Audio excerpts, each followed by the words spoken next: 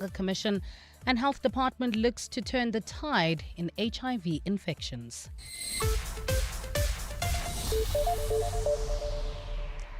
Good afternoon, I'm Bali Dlamini. The Madlanga Commission has heard how a low-ranking officer within the Tshwane Metro Police Department allocated Lebogang Phiri allegedly cost the municipality millions of rands by allocating sites to his preferred service providers without permission.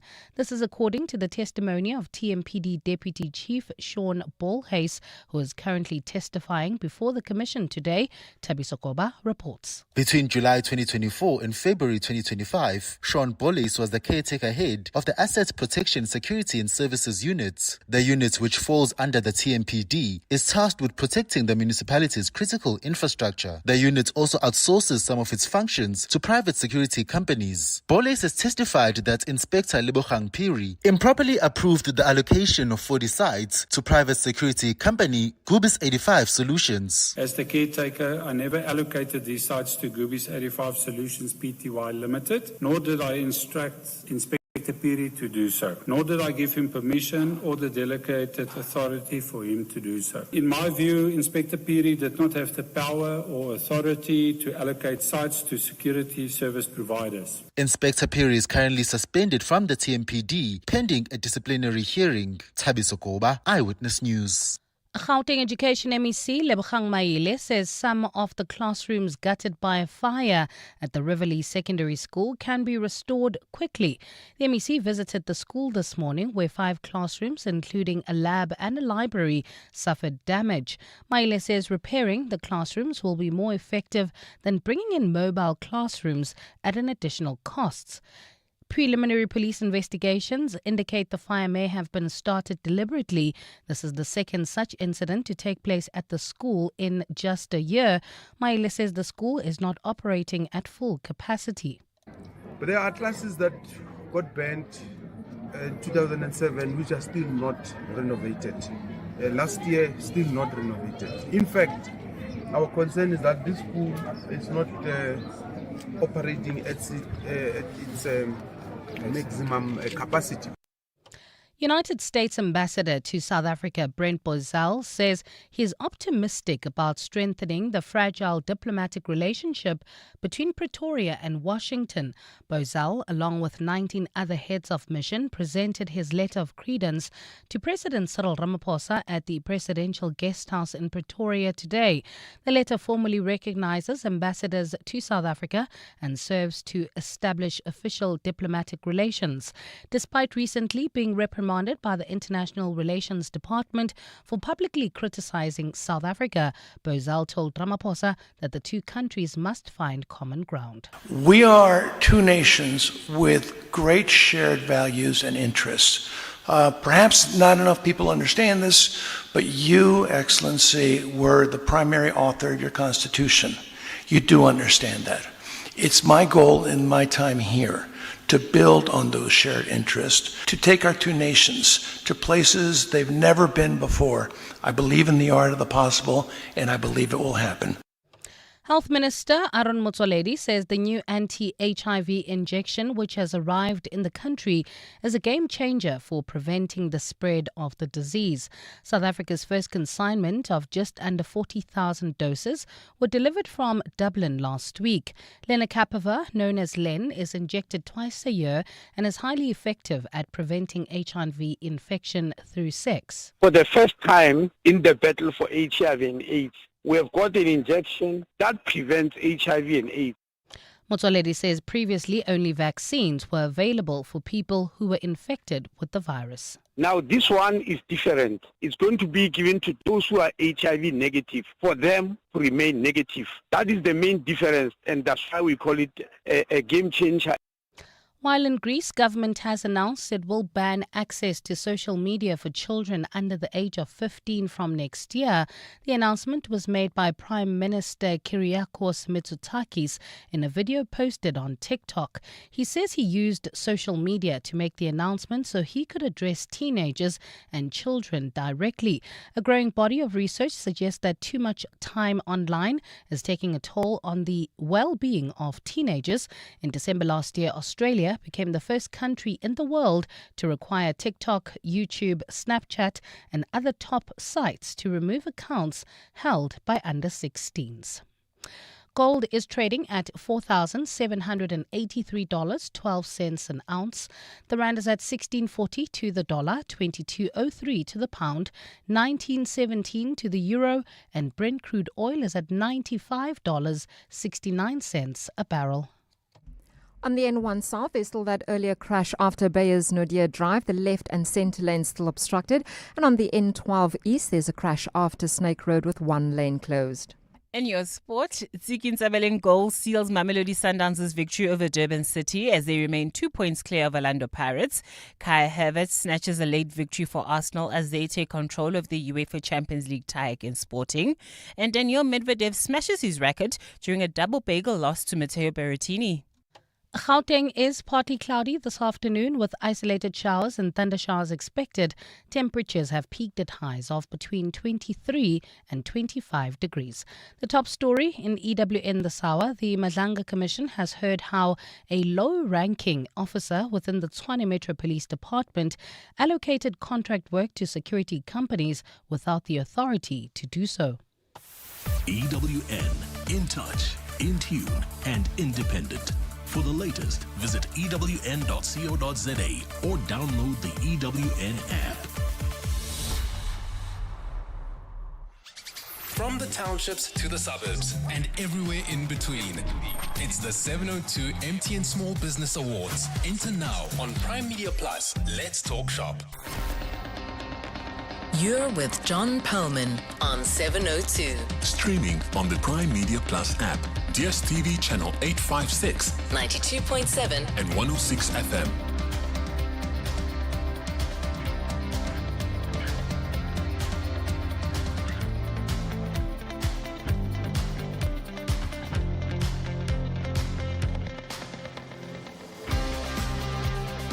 A very good afternoon, everyone. It's 8 minutes past 3 on Wednesday, the 8th of April. This is 702 Drive with me, John Perlman. Wherever you're listening to us in 702 land, welcome to the show. Riverlea High School in southwest Joburg, as you heard a moment ago from Mbali, has been hit by another serious fire, causing millions of rand in damage and incalculable amounts, I would submit, in learner and community trauma. The consensus seems to be widely held that this is arson. So who's burning down the school and why? We'll talk after 4 to Keenan Everson, who serves on the Riverlea High School school governing body. In other stories, the war in and around Iran is on hold for at least 2 weeks after a deal was struck late last night. But of course, the devil is always in the detail. What will it require for the peace to hold beyond that fortnight? More on that after 5. Pistachio nuts in the Northern Cape, a new boom agribusiness. Well, it's looking that way. We'll hear more about this intriguing stuff. Virtually all of the world's pistachios are grown in the Northern Hemisphere, so a real gap there for a country that has a different seasonal pattern to get in on the act. A company called Karoo Pistachios is doing exactly that. We're going to find out more about them a little later in the show at 10 to 5. And with the global fuel crisis putting electric vehicles into positive focus, we're going to meet an intrepid group from Stellenbosch University who wanted to see how good the electric motorbikes made in South Africa were. So what did they do? Well, using just solar power, they rode all the way from Kenya to South Africa. I'd say that's a fair test. We'll find out how it went at 20 past 4. On the markets, that 2-week truce in the Middle East has unleashed positive energy wherever you care to look. The oil share is up by 6,580 points. Yep, you heard me right. A gain of 5.7%. Platinum stocks are leading the way as the price for that metal has shot up by $134 an ounce. Implats has gained 14.6%, Valterra up by 11.5%, and an 11% gain for Goldfields reflects a $69 an ounce bump in the gold price. Brent crude has fallen sharply to just under $93 a barrel. That in turn pushing both Sasol and Thungela down. by more than 16%. The rand is doing very well today, trading at 16.30 against the dollar. That's a 57-cent gain from this time yesterday. A euro will cost you 19 rand and 8 cents. That's 48 cents stronger in our favor from 24 hours ago, and 21 rand 97 will get you a pound. The rand is trading 39 cents stronger against sterling. So, will this all last? I suppose it's a question we're asking about many things today. Certain to give us his take on it and some real insight. Stephen Crudis with us with all the market news at 4:25. We'll get sport with Tolakele Mganga. That's coming up at about 20 minutes to 4. Mbali Dlamini back with the latest news headlines a little before that at 3:30. And coming up in a moment, Charlene Leroux keeping an eye on the roads. She'll tell you where to go and where to try and avoid if you can, or brace yourself if you can't. The traffic jams building up, not quite yet, I would think, but they come thick and fast as the afternoon unfolds. Charlene is your eye on all of that. She's with us shortly. This is 702 Drive. We're live in the place where you live. If it's happening in 702 land, you will get to hear about it here first. But if you've got some things to add, either to what we're trying to get a grip on, for example, if you live in the community in Riverlea, you may want to share with us what you think is going on with the burning of the high school, not for the first time. It's an absolutely appalling thing that has happened. For example, the library has been built. I believe computers have been lost, and that most fundamental instrument of learning, the desks have been destroyed in huge numbers. It's a tragic situation, and if you know something about why this is happening, please do get in touch. 072 702 1702 and 011 883 0702. This is 702 Drive. 702. Let's walk the talk. So we've got lots to talk about, lots of questions to ask, lots to think about. Some of the thoughts that come up, of course, are based on fairly random conversations. But the one thing that's very much on my mind, and I'll tell you why history is so important to me in a moment, but lots of stories out there as government sets about revising the history curriculum for grades 4 to 12. They're saying the topics such as the US Civil Rights Movement and the French Revolution should be replaced with more African-centered content. And there are some other changes that are going to be made as well. I don't fully understand why you would, for example, take out the French Revolution and the US Civil Rights Movement, but that's just a view that I have, and I'll share with you in more detail why I believe that. They want to add in material on the rise and fall of ancient African empires, the Empire of Mali, for example, as they should, but they're saying to replace the French Revolution. Why can't we do both? Surely the purpose of all of this is to get young people interested, stimulated, excited at the value of looking back into our past, and most of all, exercising their minds to think. Anyway, those are just my views. The question I want to ask you, though, is what did the history that you learned at school, what did it do for you, if anything at all? Did it shape the way you think? Did it make you re-look at the world around you or the country you live in? Did you enjoy it? As you can hear, it was one of my favorite subjects. I went on to do it for 3 years at university, so it's something that I very much made a part of my life, although I didn't continue with it with any kind of postgraduate study. But history and the way it was taught, did it shape the way you looked, as I said, about South Africa, its past, present, and future? Did it influence in any way your relationships with other learners in the school? There's a lot to talk about there. And maybe you also having interesting conversations with younger people in your life now that you're out of school, but they're not. And maybe they're coming back and saying, guess what I learned in school today? I have no idea, but you do. So please call us on 072 702 1702 and 011 883 0702. Refuwe Letua producing the show together with Jonathan Fairburn today, stepping into the studio. You did history much more recently than I did. Just for reference point, I matriculated in 1976, so the curriculum was vastly different then, I'm sure, to what you would have studied. Did you like history? What did you get out of it if you did? Good afternoon, John, and to the rest of the 702 family. So, I used to have a love-hate relationship with history. So in primary school, I don't remember a lot of the history. I didn't really like it. And a lot of us fell asleep in the class. And I remember my teacher, Mrs. Murren, would always say, wake up, guys, wake up. This is important. And we didn't think it was. But when I got to high school, that's where the real interest started. I don't know whether it was the teacher that made history fun. Yes. But I learned a lot of critical thinking, especially when we had to write essays. You know, you have to substantiate. Don't just give us facts or John Perlman did this, but tell us what happened, you know. Yes, and I right. really enjoyed, because I love writing, I really enjoyed writing a lot, thinking, and also challenging my teacher to say, but ma'am, this part of history doesn't make sense. And she would explain, and it was really fun. It was one of the distinctions I got in matric. Well done. Thank you so much. I was very proud of that. So I did really enjoy history. Even today, I always encourage younger people that will ask me, should I do history? Should I do science? I'm like,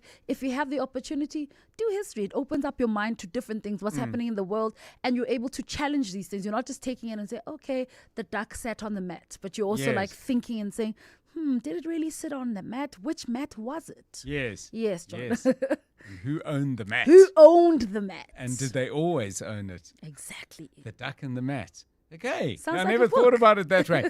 Okay, so tell us history in your life as a student. I mean, many people watch the History Channel, for example, and I wonder if in preparing this redrafting of the curriculum, whether people said, okay, well, how do young people access history as entertainment? Is there anything that we can do in the curriculum that might build on that, even mirror it in some ways? I'm interested to know. History teachers, please call us as well. We want to hear from you. 072 702 1702 and 011 883 0702. 17 minutes past 3.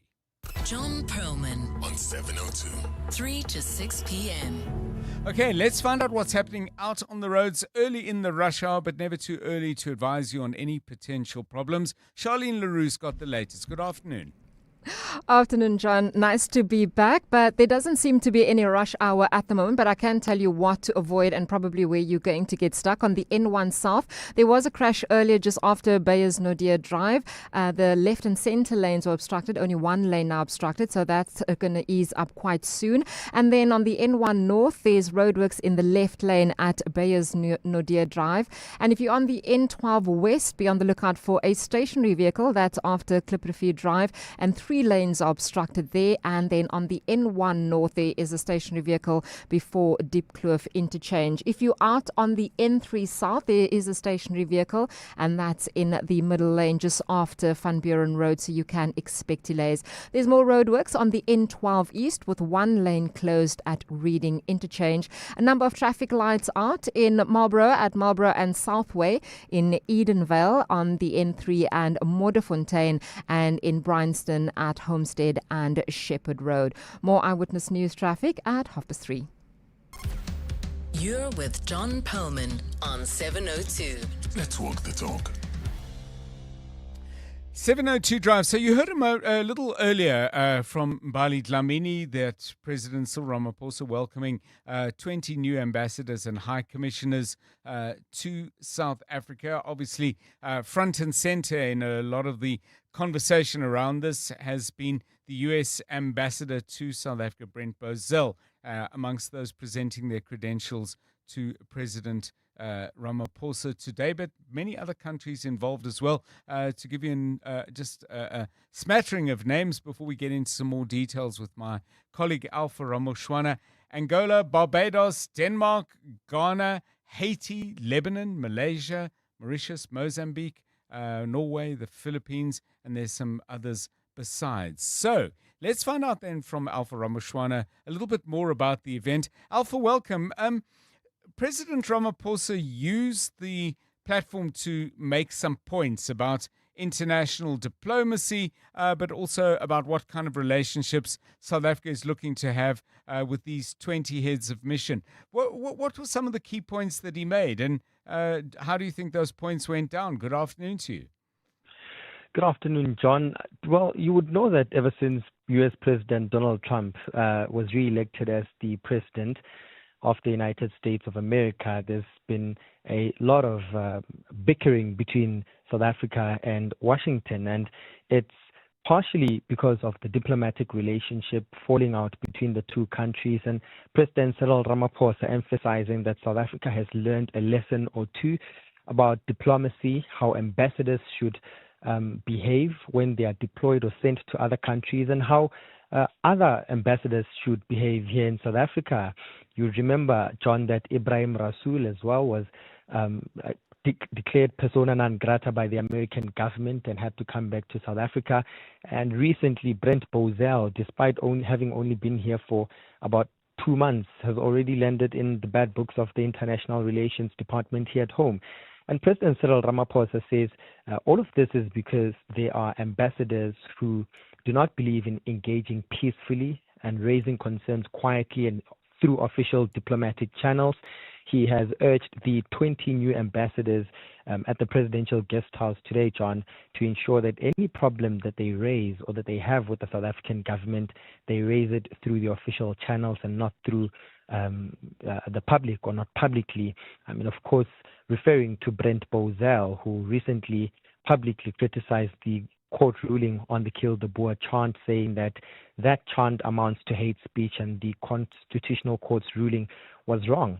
And so the president believes that in order for diplomatic relationships between America and South Africa and any other country really to flourish, diplomats need to learn quiet diplomacy and to raise their concerns through the official channels. So really, he was asking them to be quite measured in how they raise their concerns. So, I mean, it's very much a formal ceremony. We heard in Mbali Dlamini's bulletin the material that you'd sent through, Ambassador Bozell striking a very conciliatory note. One of the things that struck me, I don't know how diplomats deal with these kinds of awkwardnesses, if there's such a word, but on the one hand, the United States presenting the credentials of that country, but Cuba, which is not exactly enjoying the warmest of relations with the United States, one of the others amongst the 20 who were present. You didn't happen to notice if those two ambassadors had a quiet chat or kept their distance? Yeah, it was a very, very quick ceremony today, John. Yes. The president receiving the letters of credence and the credentials from the 20 different ambassadors and mission heads. And after the event, everyone just peacefully went to their respective homes or embassies. You know, I did not see a lot of them having a quick chat. In fact, most of them, after the president closed the ceremony, left immediately. Of course, those who hung out are the likes of Brent Bozell, who would have had a chat with members of the media and journalists, and others from Zimbabwe and African countries who stood and spoke to each other for a few minutes. But Cuba and the American mission or embassy heads really did not see them even having a conversation today. So it did not feel awkward, but of course we were looking forward to those conversations, which unfortunately never happened.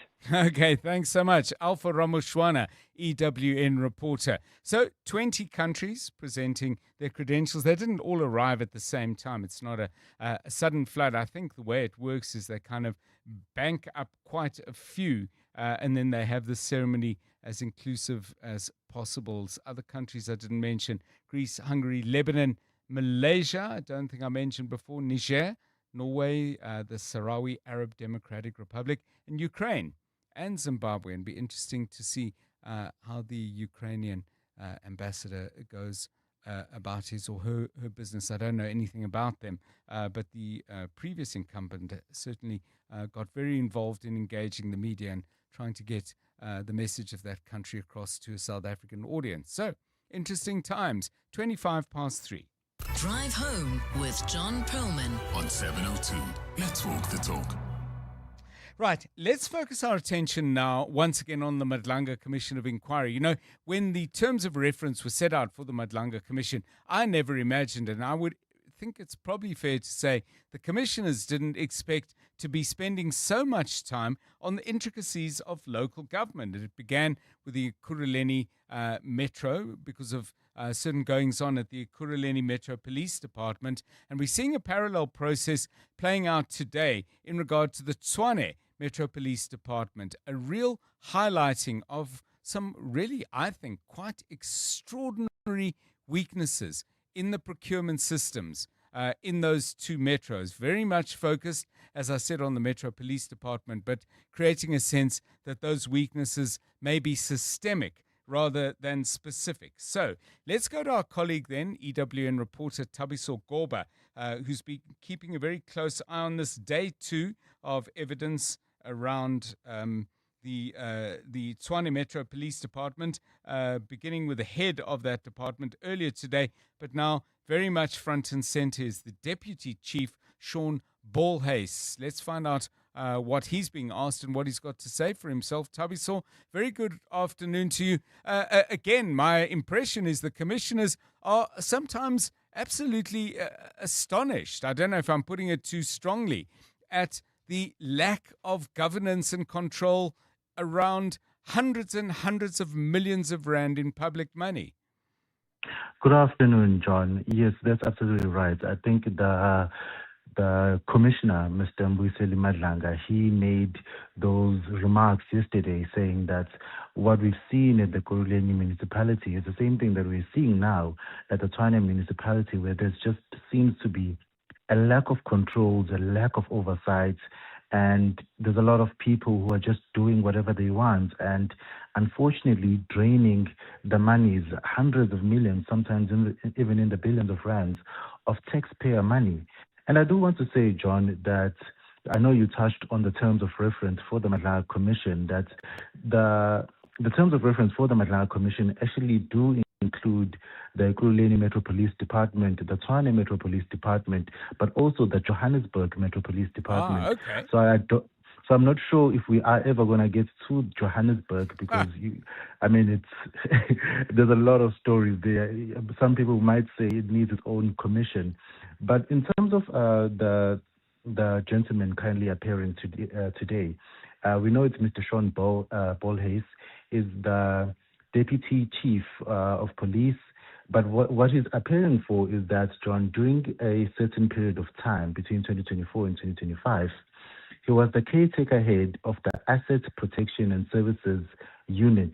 So now this is an important unit within the TMPD because it deals with the protection of critical infrastructure for the municipality. And as we've touched on, John, you know that the municipality doesn't have enough capacity to look after all of its infrastructure. And what has happened is that sometimes they have to outsource some of these security services to outside companies. And that's where the problem has initially started, is that there's a lot of these companies that won a lot of these tenders. These security tenders are given to people who are politically connected or people who have some sort of influence within some senior officials within the Tshwane municipality. But two, is that there's a lot of abuse within the system, because how it works, John, is that in some cases, the companies, especially in emergencies, the city would call on these companies to assist them in guarding some infrastructure during emergencies. However, these emergencies, John, can one be fake emergencies, right, but also they can be extended emergencies, which then allows these companies to claim millions of rands in unjustified money.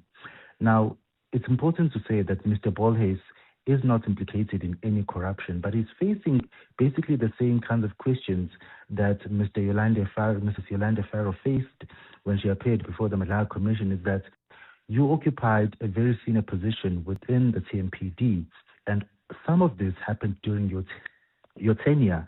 What sort of mechanisms did you put in place, or did you do your job adequately to ensure that a lot of these things didn't happen? Because while these tenders or while these things were eventually flagged at some point, this was after billions of the city's money have went to these security companies.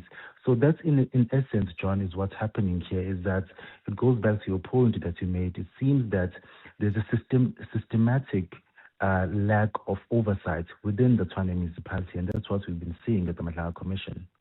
It really is coming out in bits and pieces, but when you put all those bits and pieces together, the gaps in the management systems, the absence of oversight, and the most extraordinary situation where people who were not legally entitled or even according to their job description supposedly able to actually sign off on these multi-million rand contracts were doing so.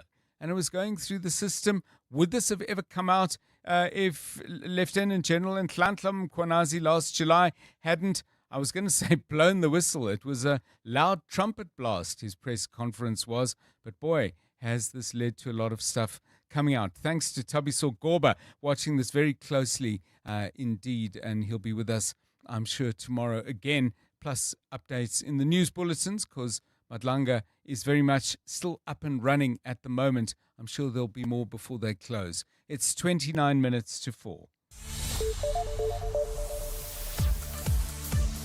Right, let's get the very latest eyewitness news with Mbali Dlamini, ambassadors and the president in conversation this morning. Not so much a conversation as a speech by President Cyril Ramaphosa. Mbali, what did he have to say? Well, John, a very good afternoon. The president has cautioned heads of embassies in South Africa to refrain from publicly criticizing their host government. Ramaphosa received letters of credence from 20 heads of mission designate today, officially confirming them as ambassadors and diplomatic representatives.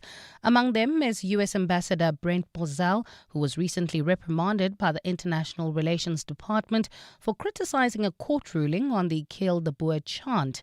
Ramaphosa has told the envoys that mutual respect is the golden principle of diplomacy. Whenever I send our ambassadors and or high commissioners to various countries, I always make it a point to inform them that they should never criticize their host countries publicly and in a confrontational manner, but should always seek to raise issues privately and constructively. He adds that any diplomatic concerns must be raised with the International Relations Department. It is this approach that I believe builds strong relationships between nations and helps to advance the interests of our respective countries based on mutual respect and dignity. 1 week into the SANDF's deployment to curb gang violence, Western Cape Police say more needs to be done to stabilize violent crime in hotspots in Cape Town. The SAPS, SANDF and City Police's Operation Prosper is facing mounting pressure just 7 days after being deployed to gang-ravaged areas in Cape Town. Shootings in various communities have continued unabated since that deployment, the most recent in Mitchell's Plain, where 3 people were shot dead and 5 others injured, including 3 children in 2 separate incidents just yesterday.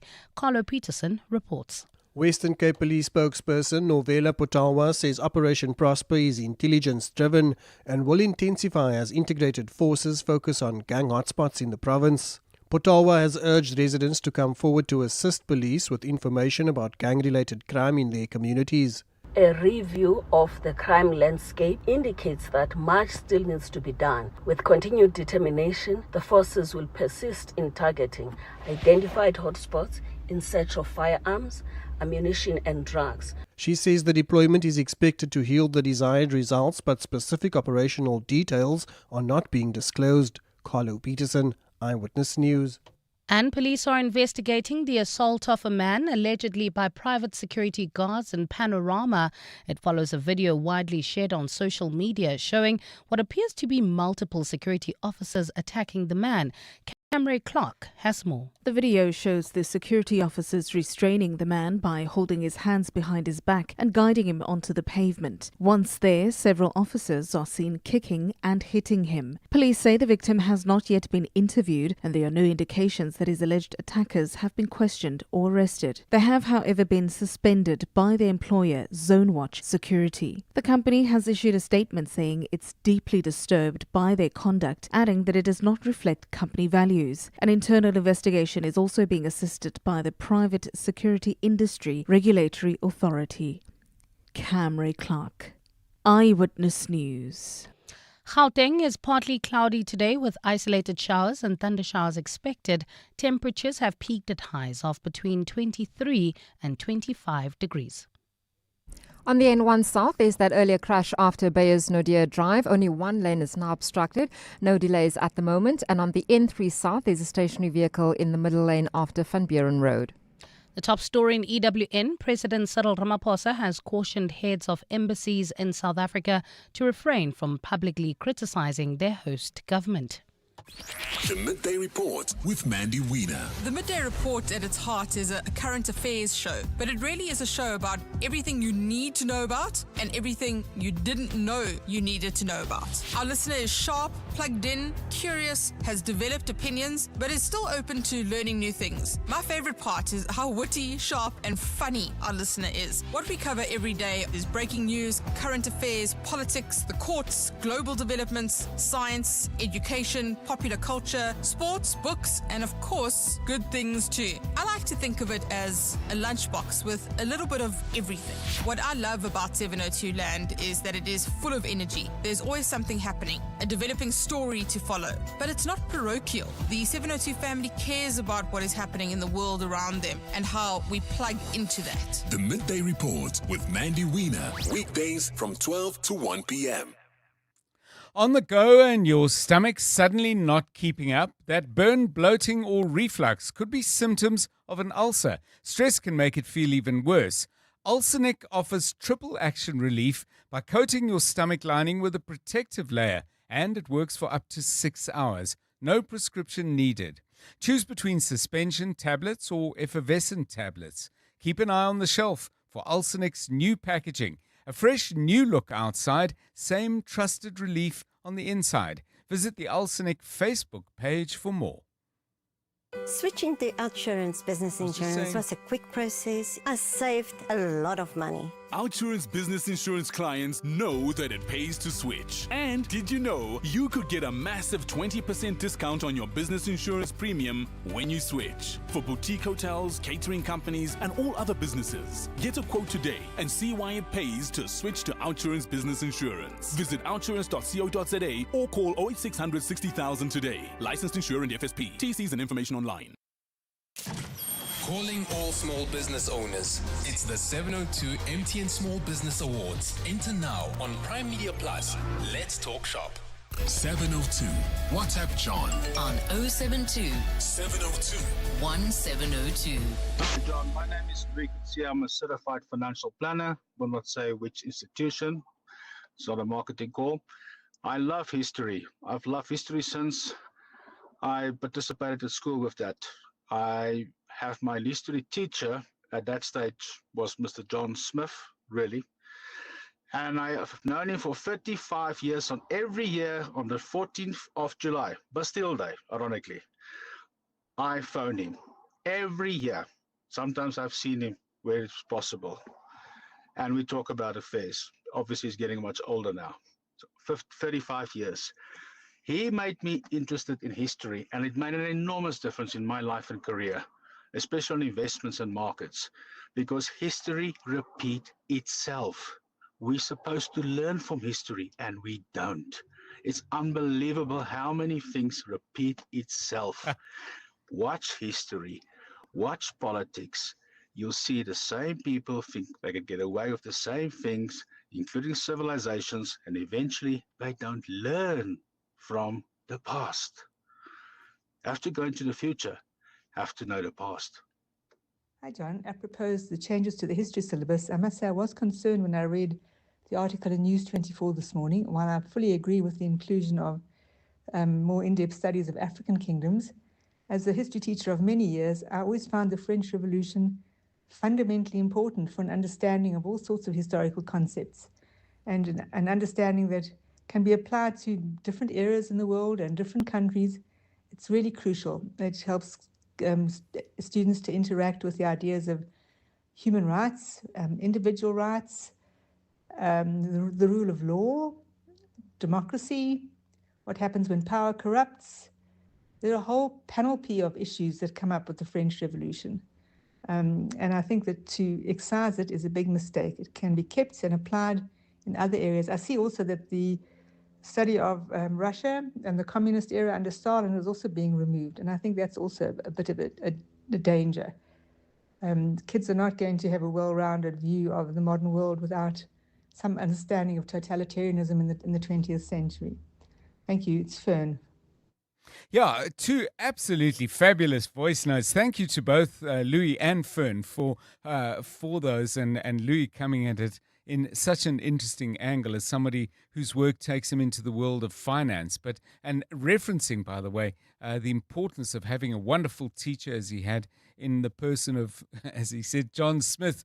And it's a layer that I'd like to add. I mean, maybe you also, in talking about the impact that history had on you, or maybe you just couldn't wait for the lesson to end. I was the complete opposite, and as I said, made it an object of 3 years of university study later in my life. But maybe you want to talk about a particular history teacher or particular aspect of history that you really enjoyed, and maybe a response as well to what Fern is saying, that in fact, even though the French Revolution happened in another part of the world many centuries ago, well taught, the study of that can get you interested and argumentative, hopefully, about all sorts of important conversations and important issues that are as relevant now as they were then. So your thoughts, please, on 072 702 1702, 19 minutes to 4.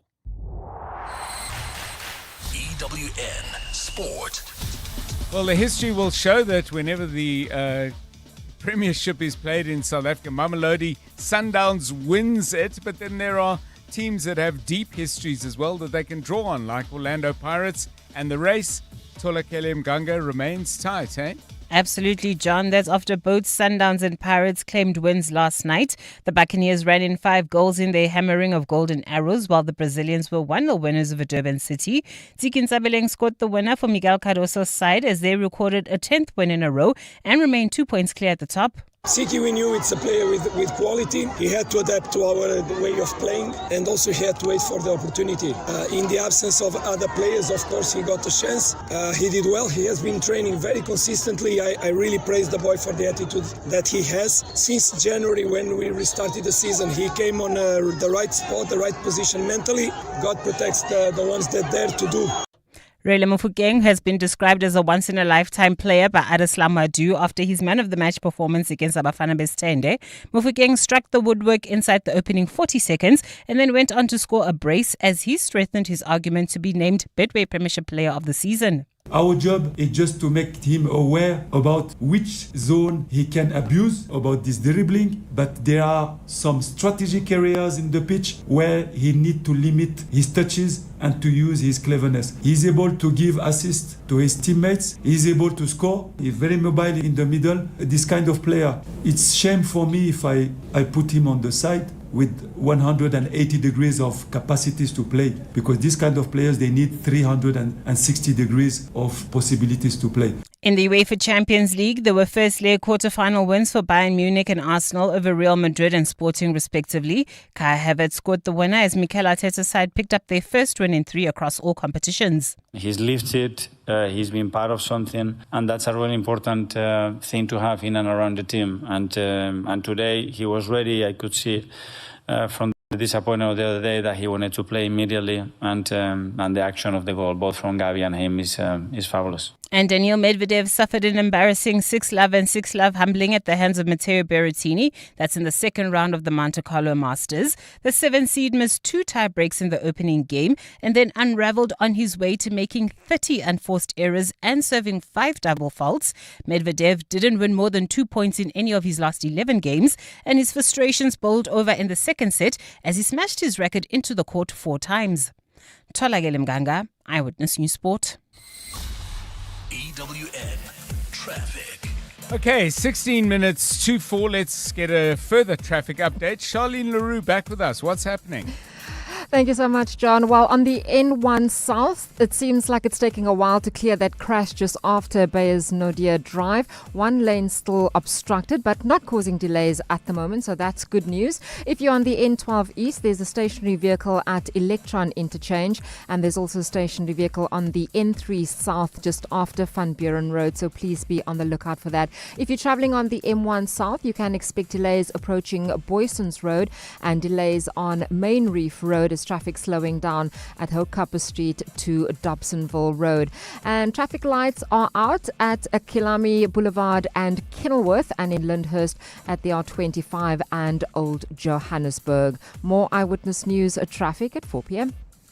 There's more EWN on air, online, and on the EWN app. Calling all small business owners. It's the 702 MTN Small Business Awards. Enter now on Prime Media Plus. Let's talk shop. You're with John Perlman on 702. 702 Drive, still to come on the show. We're going to be looking at a new agribusiness taking shape. Terrific story on the Daily Maverick site by their business writer Nisa Moodley about the growth, the real burgeoning growth, it would seem, of a pistachio nut industry in the Northern Cape. Very interesting stuff indeed, and we're going to be talking about that shortly. After 4 o'clock, we're going to focus our attention on Riverlea High School, a terrible school fire, the second in, I think, under a year, leaving hundreds of learners without classrooms, massive damage to the infrastructure, and I think it's fair to say huge trauma, both for the school community in the specific, i.e. the learners, teachers, and everybody who works there, but also for the larger community of Riverlea. If you do live, by the way, in that part of Joburg and you've got a thought on it, maybe you want to talk about the impact, but you might also have a view as to who's setting these fires. Either way, give us a call. We'd be happy to hear from you. 072 702 1702. The other thing we're interested in hearing about is your thoughts on studying history at school. Should it be a compulsory subject? Did you learn anything from it? Did it shape your worldview? Tola Keller, you don't need to call in because you're right here with us. But history, A, did you like it? B, did you learn something from it? I did like it. For me, whenever we kind of reflected or studied apartheid, it's just so layered. So Yes. every time I went to a new grade, and I also did it in varsity, it just kind of blows your mind about how there are some things that you can still see lingering even in present day. And then you just also kind of question how certain things were kind of just allowed to happen. Did people Yes. feel any remorse? There was the lady who had said studying the French Revolution is important. I agree with that. I think if more than anything, there needs to be a more structured approach in teaching African history. Right. Because not a lot of us are learning about what happened in other countries until we become adults and until we kind of trying to piece together about why there's certain wars in these specific countries or why there's all these rivalries within the North African region. I would push for there to be a bigger push to know more about what's happening on the continent and not just Europe. And as you were speaking, because that last suggestion is a brilliant one, the DRC comes to mind, because if you take the timeline through that, you can learn about great African kingdoms of old, colonialism as the Belgians moved in, and then the current situation there. And there's terrific works of fiction about the DRC that one could recommend. They're great books on the subject, and there are a fair few movies too. And it ties in with what that first voice note had said, where you Yes. understand how the politics also plays its way into South African politics now, where Right. we need to understand how other countries played a role in our liberation and why some political parties are so, yes, guys, we need to make sure that the borders are open, and while others are arguing for closing of the borders. And you only learn those things if you understand what role they played within building the democratic South Africa. Yeah, fascinating. Okay, so we are redesigning the history curriculum as we go, but we'd like to get your inputs, please. 072 702 1702. 11 minutes to 4. Africa Milani. Weekday mornings, 4 to 6. No one had any idea that in a date in February there would be the now 38 days of conflict that we've been reporting on, of course. There are 10 issues that are on the plan. 6 of them the U.S. has disagreed to before. What's going to make them change their mind now? What's going to make Donald Trump change his mind on something? I have absolutely no idea. The only thing I can say, really, Africa, is that there are moments where he is going to claim some sort of victory. Ruth Spector, our U.S. correspondent. Africa Milani. 4 to 6 on 702. On Sunday, 12th April, Josie My Josie's Main Street Sundays is taking over Marshalltown and flipping the script on how Josie moves. One whole street in the heart of the city, closed to cars, just people, vibes, and that Main Street magic. There's music, food, a local Isleka makers market, and free activities all day. And 702's Soulful Sunday with Kenny Maestri and Pushaza Sibia will also be there, broadcasting live from the inaugural Main Street Sundays from 10 a.m. to 5 p.m. Go to josymyjosi.com right now for all the details and to grab your free tickets. And let's show the city what happens when the streets belong to the people. Josi my Josi, babize bonke. Let's hear from Al, owner of Johnson's Cable, why it pays to switch to Outsurance Business Insurance. I thought it was going to be difficult to switch to Outsurance Business Insurance. Switching was so quick and easy. I'm happy with the premium that I'm paying now. For electrical, tradesman services, and all other businesses, get a quote today and see why it pays to switch to Outsurance Business Insurance. Visit outsurance.co.za or call 08600 60,000 today. Licensed insurer and FSP. TCs and information online. How's it, Doff? How's it, Savvy? Why are you sitting in your driveway all by your lonesome, Doff? Selling my car, Sav. I don't trust the internet. I like to wheel and deal my own wheels. That's how you make way more, Sav. Okay, so where's your car now, Doff? Potential buyers took it for a test drive. When did they take it for a test drive, Doff? 3 days ago. Should have sold it to We Buy Cars, Doff. Yeah, Savvy. Don't be Doff, be savvy. We Buy Cars, geared for a fast, safe sale, geared for you. You're with John Perlman on 702. Let's walk the talk. 8 minutes now to 4 o'clock, and 702 is in conversation with MTN Business, discussing how MTN's cloud solution tower is helping SMEs become more agile, scalable, and cost efficient. Running a small business is not just about having a great idea, it's about having the right tools to grow it. That's exactly where MTN Business comes in. Beyond the 702 MTN Small Business Awards, they're doing a lot more to support SMEs. And today we're in conversation with Sudipto Muitra, who is GM for Enterprise Solutions at MTN Business, talking about the MTN Cloud Solution Tower and how it helps small businesses become more agile, scalable, and cost-efficient, all the while unlocking innovation. Mr. Muitra, welcome. It's good to have you with us on the show. Thank you. Good afternoon. Thanks for having me. When people talk about the cloud, many people understand the convenience but worry about the security. What's MTN Business response? Because I'm sure as you sell product, people will say, well, this looks good, but hey, we don't want to get scammed. Yeah, that's a great question. I think for MTN, for our 300 million plus subscribers we have on the continent, and for our MTN Business, where we take our solutions in the B2B space, the security controls across the stack is very important. Basic fundamentals like single sign-on with multi-factor authentication, and also looking at some of the new trends and controls on the policies for zero trust network access becomes quite pivotal. And that, along with the security on the device, with things like mobile device management and fundamentally the application control, for what the end user is consuming, becomes super critical. And those are the things we provide from a security control perspective on all the cloud environment. So everything is changing at incredible speed. Nothing is moving faster than AI. Data and analytical opportunities and techniques and technologies are shifting all the time. I mean, what is MTN? How are you factoring in AI, for example? Because it really is a moving target, isn't it?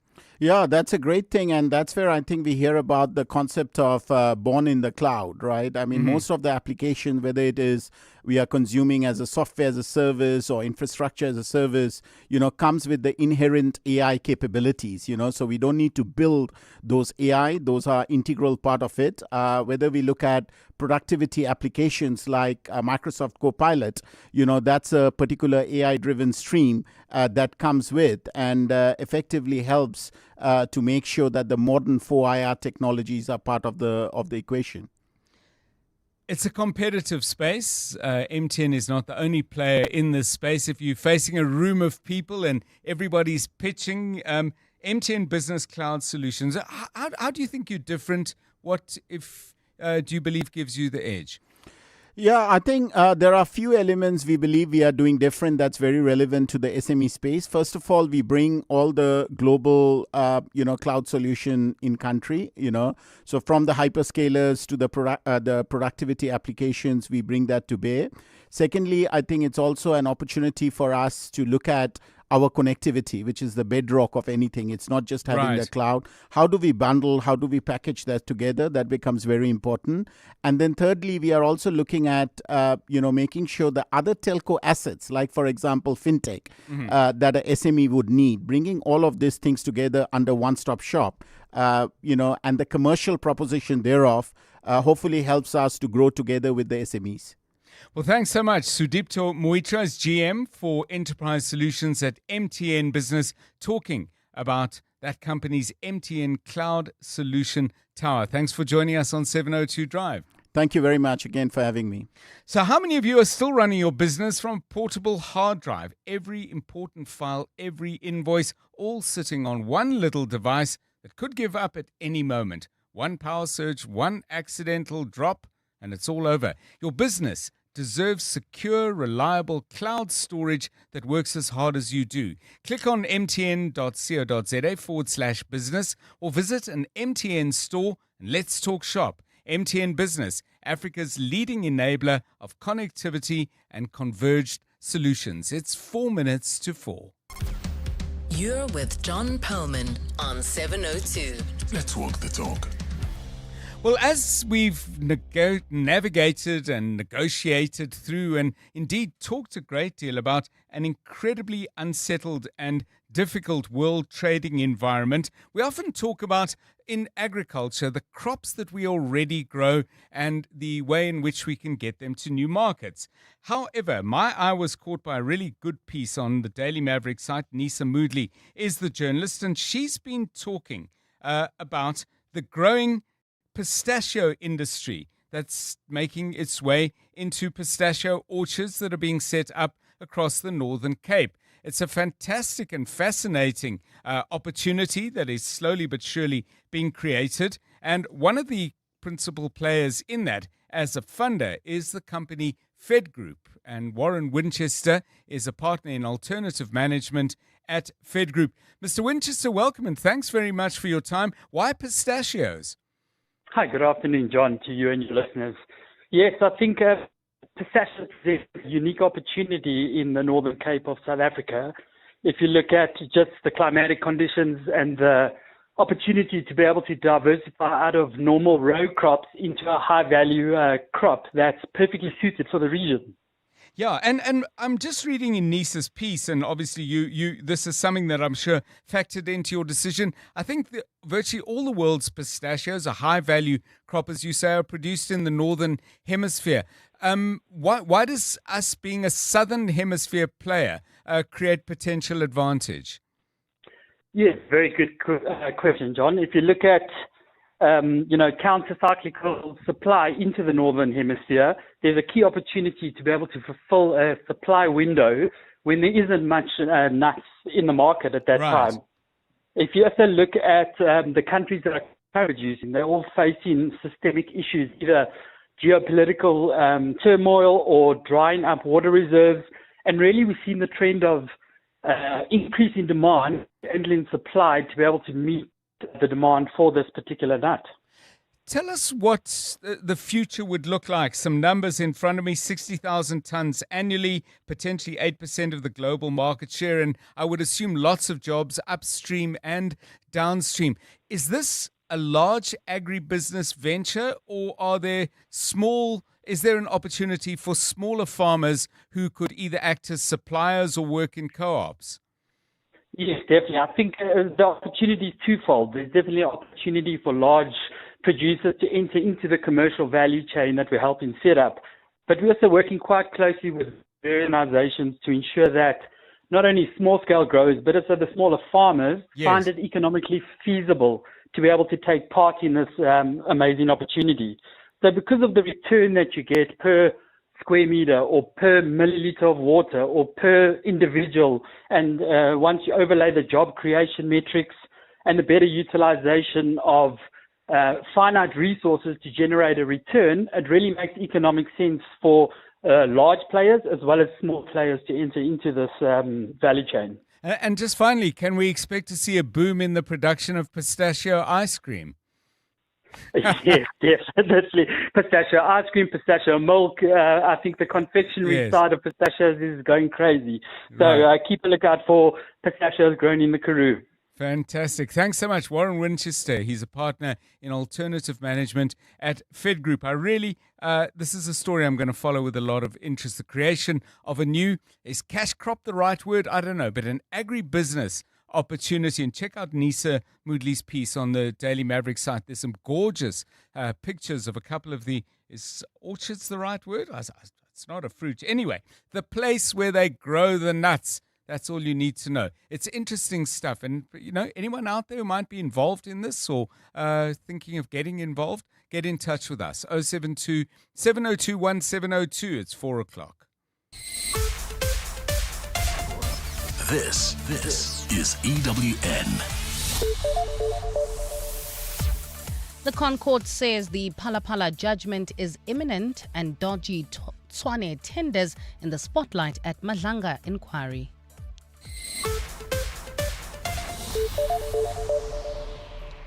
Good afternoon, I'm Bali Dlamini. The Constitutional Court says a judgment on whether Parliament erred in its handling of the Palapala matter involving President Cyril Ramaphosa is imminent. In a letter to the economic freedom fighters, the court says the judgment can be expected within a month. EFF leader Julius Malema wrote to the Chief Justice last month to complain about the time it's taken to produce a judgment in this matter. The case was sparked by a decision of the National Assembly in 2022 to reject an independent panel report which suggested there are grounds for Ramaphosa to face an impeachment inquiry.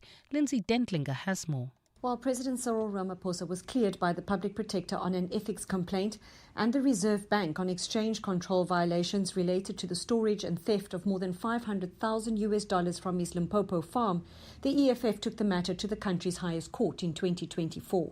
The party argued that a decision by the National Assembly to reject a Section 89 report compiled by 3 jurists, led by former Chief Justice Sandile Ngcobo, was irrational. It would have been the first step in initiating an impeachment inquiry against a head of state. In his letter to the court, EFF leader Julius Malema argued that the time taken for the court to hand down its decision is creating a perception that the court is not immune to political pressures. Referencing judicial norms, Malema said 2 years since first approaching the court, it had now far exceeded the 3 months it should take for the court to deliver judgments. Now the court has indicated that the EFF need not wait much longer and that it will receive the court's decision by next month. Lindsay Dentlinger, Eyewitness News. The Madlanga Commission has heard how a low-ranking officer within the Tshwane Metro Police Department allocated contract work to security companies without the authority to do so. Inspector Lebogang Phiri allegedly cost the municipality millions of rands by allocating sites to his preferred service providers without permission. This is according to the testimony of TMPD Deputy Chief Sean Bolhuis, who is currently testifying before that commission. Tabiso has more. Between July 2024 and February 2025, Sean Bolhuis was the caretaker head of the Asset Protection Security and Services Unit. The unit, which falls under the TMPD, is tasked with protecting the municipality's critical infrastructure. The unit also outsources some of its functions to private security companies. Bolhuis has testified that Inspector Lebogang Phiri improperly approved the allocation of 40 sites to private security company Gubis 85 Solutions. As the caretaker, I never allocated these sites to Gubis 85 Solutions Pty Limited, nor did I instruct Inspector Phiri to do so, nor did I give him permission or the delegated authority for him to do so. In my view, Inspector Phiri did not have the power or authority to allocate sites to security service providers. Inspector Phiri is currently suspended from the TMPD pending a disciplinary hearing. Tabiso Koba, Eyewitness News. U.S. Ambassador Brent Bozell says he didn't intend to undermine the South African judiciary when he criticized a court ruling on the Kill the Boer chant. Less than a month into his tenure as America's ambassador to South Africa, Bozell was read the Riot Act by the International Relations Department for disparaging the Constitutional Court. He previously said the chant amounts to hate speech and the court ruling upholding the chant was objectively wrong. Speaking to journalists after presenting his credentials to the president in Pretoria today, Bozell emphasized that his comments were not made with malice. The greatest respect is for the judiciary. I take nothing away from that. I will say that that judges can be wrong. American judges are wrong all the time. It doesn't mean I have no respect for the judiciary system. I've got complete respect for the American judiciary system. While in Greece, government has announced it will ban access to social media for children under the age of 15 from next year. The announcement was made by Prime Minister Kyriakos Mitsotakis in a video posted on TikTok. He says he used social media to make the announcement so he could address teenagers and children directly.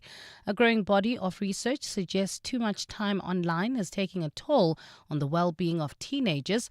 In December last year, Australia became the first country in the world to require TikTok, YouTube, Snapchat and other top sites to remove accounts held by under 16s. Gold is trading at $4,783.12 an ounce. The rand is at 16.40 to the dollar, 22.03 to the pound, 19.17 to the euro, and Brent crude oil is at $95.69 a barrel. On the N12 East, there's a stationary vehicle at Electron Interchange, and on the N3 North, there's a stationary vehicle in the left lane before Van Buren Road, and on the N1 North at Albertina Sisulu Road. In your sport, Tsiki Ntsabeleng goal seals Mamelodi Sundowns' victory over Durban City as they remain 2 points clear of Orlando Pirates. Kai Havertz snatches a late victory for Arsenal as they take control of the UEFA Champions League tie against Sporting. And Daniil Medvedev smashes his record during a double bagel loss to Matteo Berrettini. A partly cloudy Thursday in store for Gauteng tomorrow. Johannesburg drops to overnight lows of 13 degrees, peaking at 23. Pretoria 12 and 24, and Vereeniging 13 and 25 degrees. The top story in EWN this hour: the Constitutional Court says a judgment on whether Parliament erred in its handling of the Palapala matter involving the President is imminent. EWN, in touch, in tune, and independent. For the latest, visit ewn.co.za or download the EWN app. From the townships to the suburbs and everywhere in between, it's the 702 MTN Small Business Awards. Enter now on Prime Media Plus. Let's talk shop. 702. Drive home with John Perlman. John Perlman, 3 to 6 p.m. On 92.7 and 106 FM. Let's walk the talk.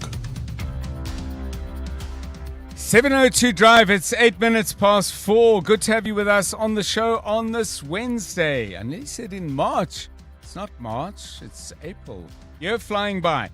Lots to talk about, lots to try and understand a little bit better.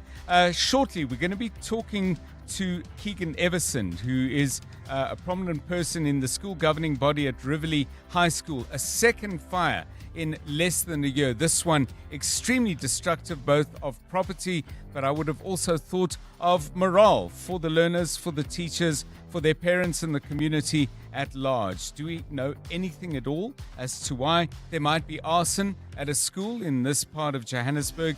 Keegan Everson, we hope, can shed some light. If you've got an insight into this, please do give us a call on 011 883 0702.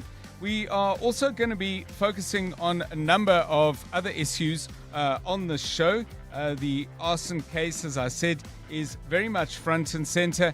On a more positive note, we're going to hear about a fund that is investing heavily and substantially in new business in South Africa. It's called the Harvest Fund 3. In other words, this is the third year that they've been doing this. We'll talk to the CEO of the Harvest Fund, Alison Collier, at 10 minutes to 5. And then with all the problems in the Middle East, a huge focus on fuel and energy and how we get from A to B using vehicles. And I'm not sure if I'm the only one who thought, goodness, is it time to get an electric vehicle? Well, what about an electric motorbike? We'll talk to some people from Stellenbosch University who wanted to get a sense of the quality of electric motorbikes produced in South Africa. They put it to a test. a significant test. They rode it using only solar power and the batteries required for that, all the way from Kenya to South Africa. That's coming up at 4:20. It's 4:10 now. 702. WhatsApp John on 072 702 1702. Hello, Dr. John Lerato from Alberton. For me, I've always loved history. I did history up until matric, and I think I got a B. I loved history. I loved doing the essays and everything. I do think, though, that the syllabus needs to be a little bit more upgraded.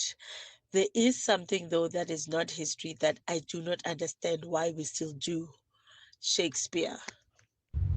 John, the importance of history is very simple. And I think it's not illustrated better by anything like this little saying, and that is, how do you know where you're going if you don't know where you are coming from? And history is how you know where you're coming from, and that's it. Hi, John. I think studying history, in fact, South African history, should be compulsory, especially for the young ones to understand apartheid. Secondly, I think it is also important to study histories that pertains how other countries made it to where they are today in terms of development and all of that, as well as just to create, that awareness, knowledge, and young people knowing where we come from. And I think knowing where we come from could assist us in thinking and planning where we're going. Yeah, thank you. Those are all interesting points. Paul, though, raises a different issue, and he says history. Which school subjects best equip learners for employment and survival? I'm not sure that history is one of them. Thanks, Paul. I mean, it is a point that will chime with many, many people, because we have focused a lot on whether our education system is A, preparing young people for the world of work, but is secondly, is meeting the skills needs of our country. I personally don't believe it's either or, and maybe it doesn't have to be history, but I do believe that if all you get is a technical education, let's say, for example, subjects that lead you into engineering, all of these skills are actually applied in a world in which there are social, moral, and all sorts of other questions, and you may not be the person making those decisions. So by all means, if you are leaning towards that skill set, lean heavily in that direction. But if I was designing a curriculum, would always say, you've got to have something that stretches people's minds. And I do remember somebody who was at the time the CEO of one of the country's biggest mining companies, and he said, we want people coming in from all sorts of backgrounds because we can teach them to mine. Obviously, they need a whole lot of core skills, but what we really want is people who can think. But Paul, your view is one that many, many people will share. So perhaps you want to debate with me on that or echo Paul's sentiments. The number for both is the same, 072 702 1702, 13 minutes past 4. EWN Traffic. Right, the very latest from the roads as the roads get busier. Charlene Leroux, good afternoon. Afternoon, John. Yes, it's definitely getting busy on the M1 South. There's heavy traffic if you're traveling from Parktown to Fordsburg, and if you're on Main Reef Road, there's still slow-moving traffic from Houtkapper Street all the way through to Dobsonville Road. And then having a look at those stationary vehicles, we have one on the N12 East at Electron Interchange, the others on the N3 North. The left lane's closed there just before Van Buren Road, and on the N1 North at Albertina Sisulu. So please be on the lookout if you are traveling on those roads. In Midrand, traffic lights are out at Old Pretoria Road and Olifantsfontein Road, and at the N1 South and Olifantsfontein. In Edenvale, at the N3 and Modderfontein, and if you're in Bramley, traffic lights are out at the M1 South and Corlett Drive. More Eyewitness News traffic in 15 minutes. There's more EWN on air, online, and on the EWN app. Calling all small business owners. It's the 702 MTN Small Business Awards. Enter now on Prime Media Plus. Let's talk shop. You're with John Perlman on 702. Let's walk the talk. 702 Drive. Let's focus our attention now, as I said we would earlier, on the community of Riverlea. Riverlea High School, which first had a destructive fire back in 2007, and then two blazes in less than a year, the first of them overnight. It's done immense damage physically to the building. I'm sure it has caused significant unease and possibly trauma for learners, teachers, their parents, and the community at large. So let's find out a little bit more about what's happening in Riverlea and specifically at the school. And welcome to 702 Drive, Keegan Everson, who's chairperson of the school governing body at Riverlea High. Mr. Everson, welcome. We've spoken before, and again, it was at a very sad moment like this one. I wish we didn't meet under these circumstances, but this is what you are faced with. What is the extent of the damage, and crucially, what are the implications for the next term of schooling and beyond? John, thank you so much for having me. And yes, certainly. I mean, just over a year ago, we had the same conversation. Right. We are totally devastated as the SGB, and I mean, as a community at large. John, just quickly, so what happened was last night, I think it was just between 10 to 6, 10 past 6 last night, we've got a community group, an emergency group. We saw the message on there that the school is on fire. We all then rushed there. We had community members go through. We tried, we found, if you remember last year, it was the third row. So there's 4 rows at the school with classrooms. So the third row was affected last year. Now it's the second row. And we tried containing the fire. When we got there, we managed to use the hoses at the school. We had some fire extinguishers. And fortunately, we managed to save one section of the row, which has about, say, 8 classrooms. The classrooms that were damaged is a total of 7. That includes the library. It also has some rooms where we were storing some of our cleaning material and some furniture as well, including some of the science labs as well. So, that's the extent. 7 classrooms that were gutted. Fortunately, nobody was injured in the process. Obviously, the huge question on the minds of community members, and certainly for those of us living beyond, but very much concerned about what you're going through, is, do you have any idea who's doing this and why? So, John, what happened was last year we had a few youngsters that was apprehended. There were in total it was 11 youngsters. If you remember, they were all under the age of 15. They were like 11 years old, 12, 13. What happened was they were then taken to SAPS, they got some counseling, and they were released into the custody of their parents. At that point, I actually objected to it, and I said, there needs to be some sort of repercussions for their actions. Yes. I mean, surely, yes, they are young kids, but if we do not take them to task, this might just happen again.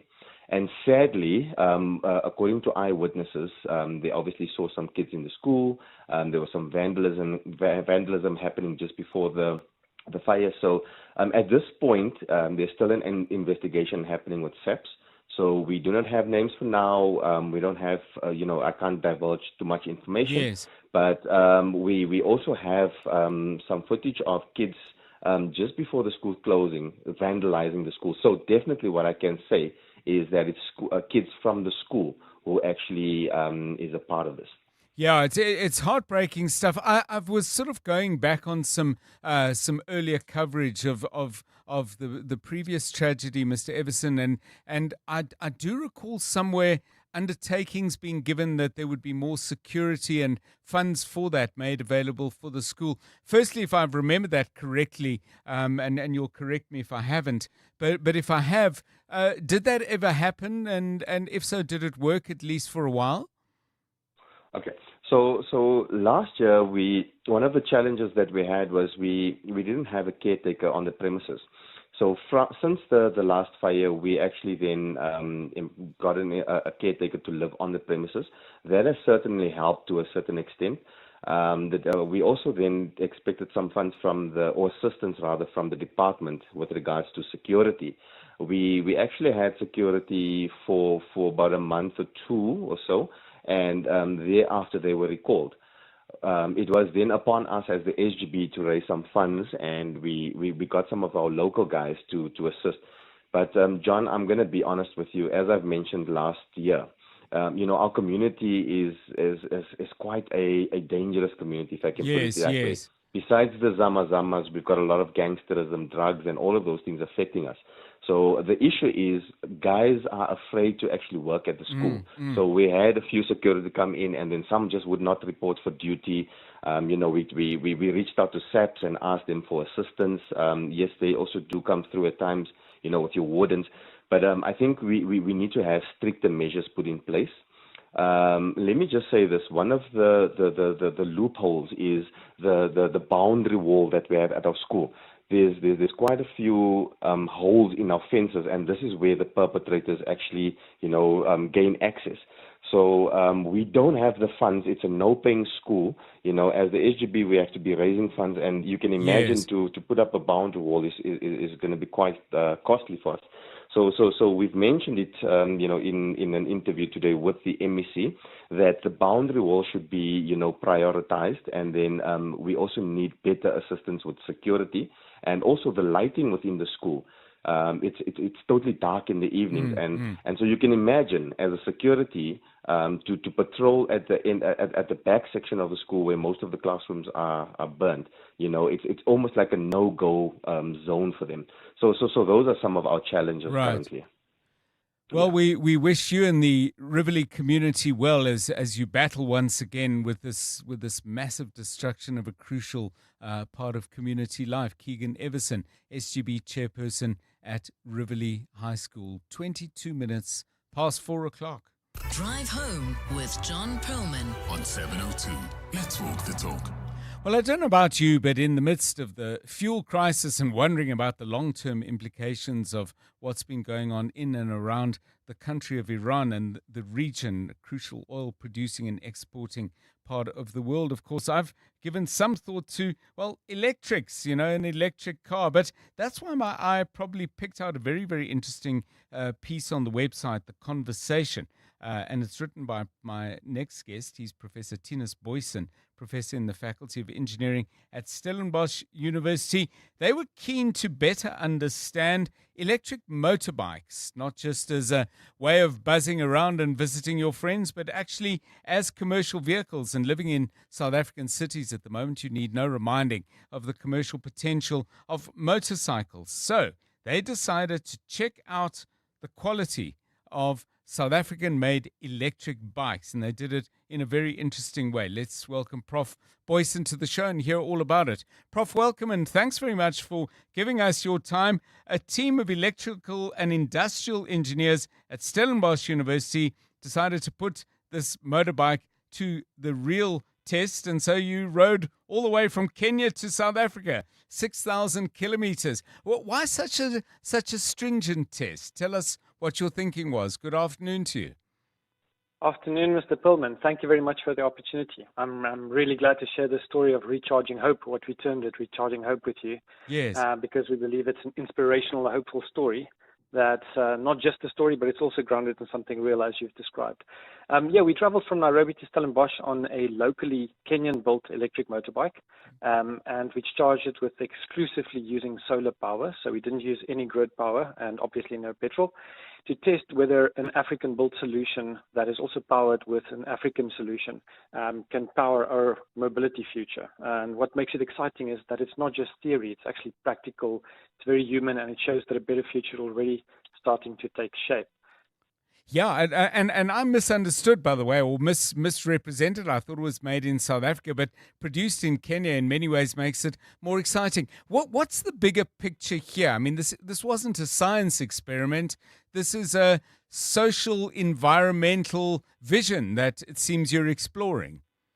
Exactly. This was really more than just a publicity stunt and more than just a simple test as well. I don't know if you're aware, but motorcycles already carry livelihoods in the rest of Africa. They move people, goods, medicine, and opportunity every day. So electrifying them is not just a distant idea. It's something that's an immediate opportunity that can cut costs, reduce fuel dependence, as you mentioned, and improve air quality and local industry at the same time.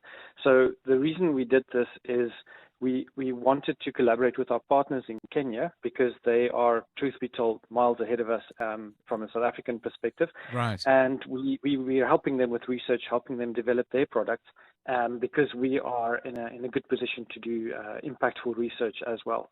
So that's what we did, and we captured this whole thing in the Recharging Hope documentary to also convey this message and to ensure that we're all aware of the fact that we have the skills in South Africa, Yes. we have the skills in Africa, and we can do it. So, Prof, I'm just looking at your piece. 27 million motorbikes in sub-Saharan Africa. You make the point that 0.1% are electric. But the other number I'm interested to understand better. What percentage of them are actually made on the continent? An increasingly lower percentage of them are made in the Lower, continent, almost okay. exclusively. Yeah. So unfortunately, the market is being flooded by imported vehicles, and part of what we're trying to do with this piece is also to just push policymakers to help us to bring the solutions home here and to support industry, because we, as I said earlier, we have the skills, we have the production facilities. If we get policymakers on our sides, we don't have to build our future in another continent or import it. We can do it on the continent right here. So increasingly, it's basically Chinese vehicles being imported into sub-Saharan Africa. But this one company, Rome, who we partner with in Kenya, they're a beacon of light. They make all their motorbikes locally. They employ around 200 engineers in Kenya. So they brought the vehicle to the party, and we designed the power system, the mobile solar power system. And as I say, we support them with research because we really believe in what they do.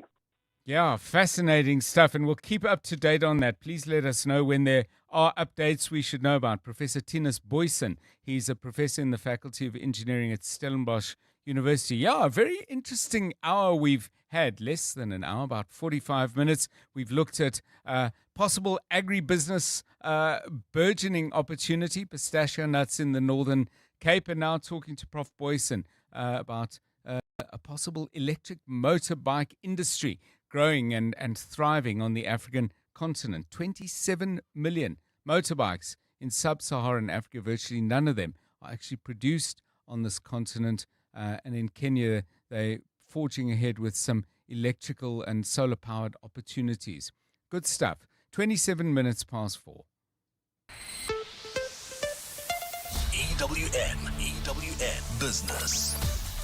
All part of a rather optimistic day, Stephen Critis. Boy, some stellar numbers. I don't know if this is one and done or this is the beginning of some kind of recovery. How are you seeing it? Yeah, John, good afternoon. I suspect in some parts of the world a barrel of champagne will cost you a lot more than a barrel of oil now because there'll be so much demand. So yes, of course we see the ceasefire, call it what you will, between the US and Iran sort of agreed to overnight. I don't think anyone signed anything. Brent crude this time yesterday, about $111 a barrel, $92 now. And all of the trades that we've seen over the last few weeks have kind of unwound rather spectacularly. Now, just to sort of put all of this in context, we were kind of disproportionately affected as our market and things that affect us because of lower gold prices, higher oil prices, interest rate expectations, and emerging market risk appetite. Now, as a result, we are bouncing back disproportionately as well. As a result, the JSE All Share is up 4.91%. It's come down a little bit, but it's been a spectacular day. 120,618 points. To put that into perspective, the highest ever on the JSE, I think, is 129,000. That obviously went all the way down to about 111,000. We're kind of back at the midway point now. And by the way, we're back at the midway point in one day. So that really tells you where we are. Financials up 5.57, industrials up 4.1, and resources up 5.66. Now, let me just take each of those in turn. Financials are up so strongly because of changes to interest rate expectations. People are now expected to spend more money. We're expecting that interest rates will be kept lower. And in fact, traders are now betting there'll be more cuts by the Reserve Bank this year. Industrials are stronger simply because oil prices are lower, and that makes a big impact. And then resources are so much stronger because the gold and platinum prices have jumped so dramatically. Right now, of course, we can go and look at what's happening on the market itself. So Implats, for example, the big winner, up 11.4%. Valterra up nearly 10%. Northam up 8.42%. Then you look at some of the consumer shares like Pepkor, they're up 9.23%. Lower interest rates means there'll be more demand for what they sell. Also, those shares, South African retail shares, have also lost quite a lot of value over the last few weeks, so that's being unwound too. So they're up nearly up over 9%. Mr. Price is up by over 8%.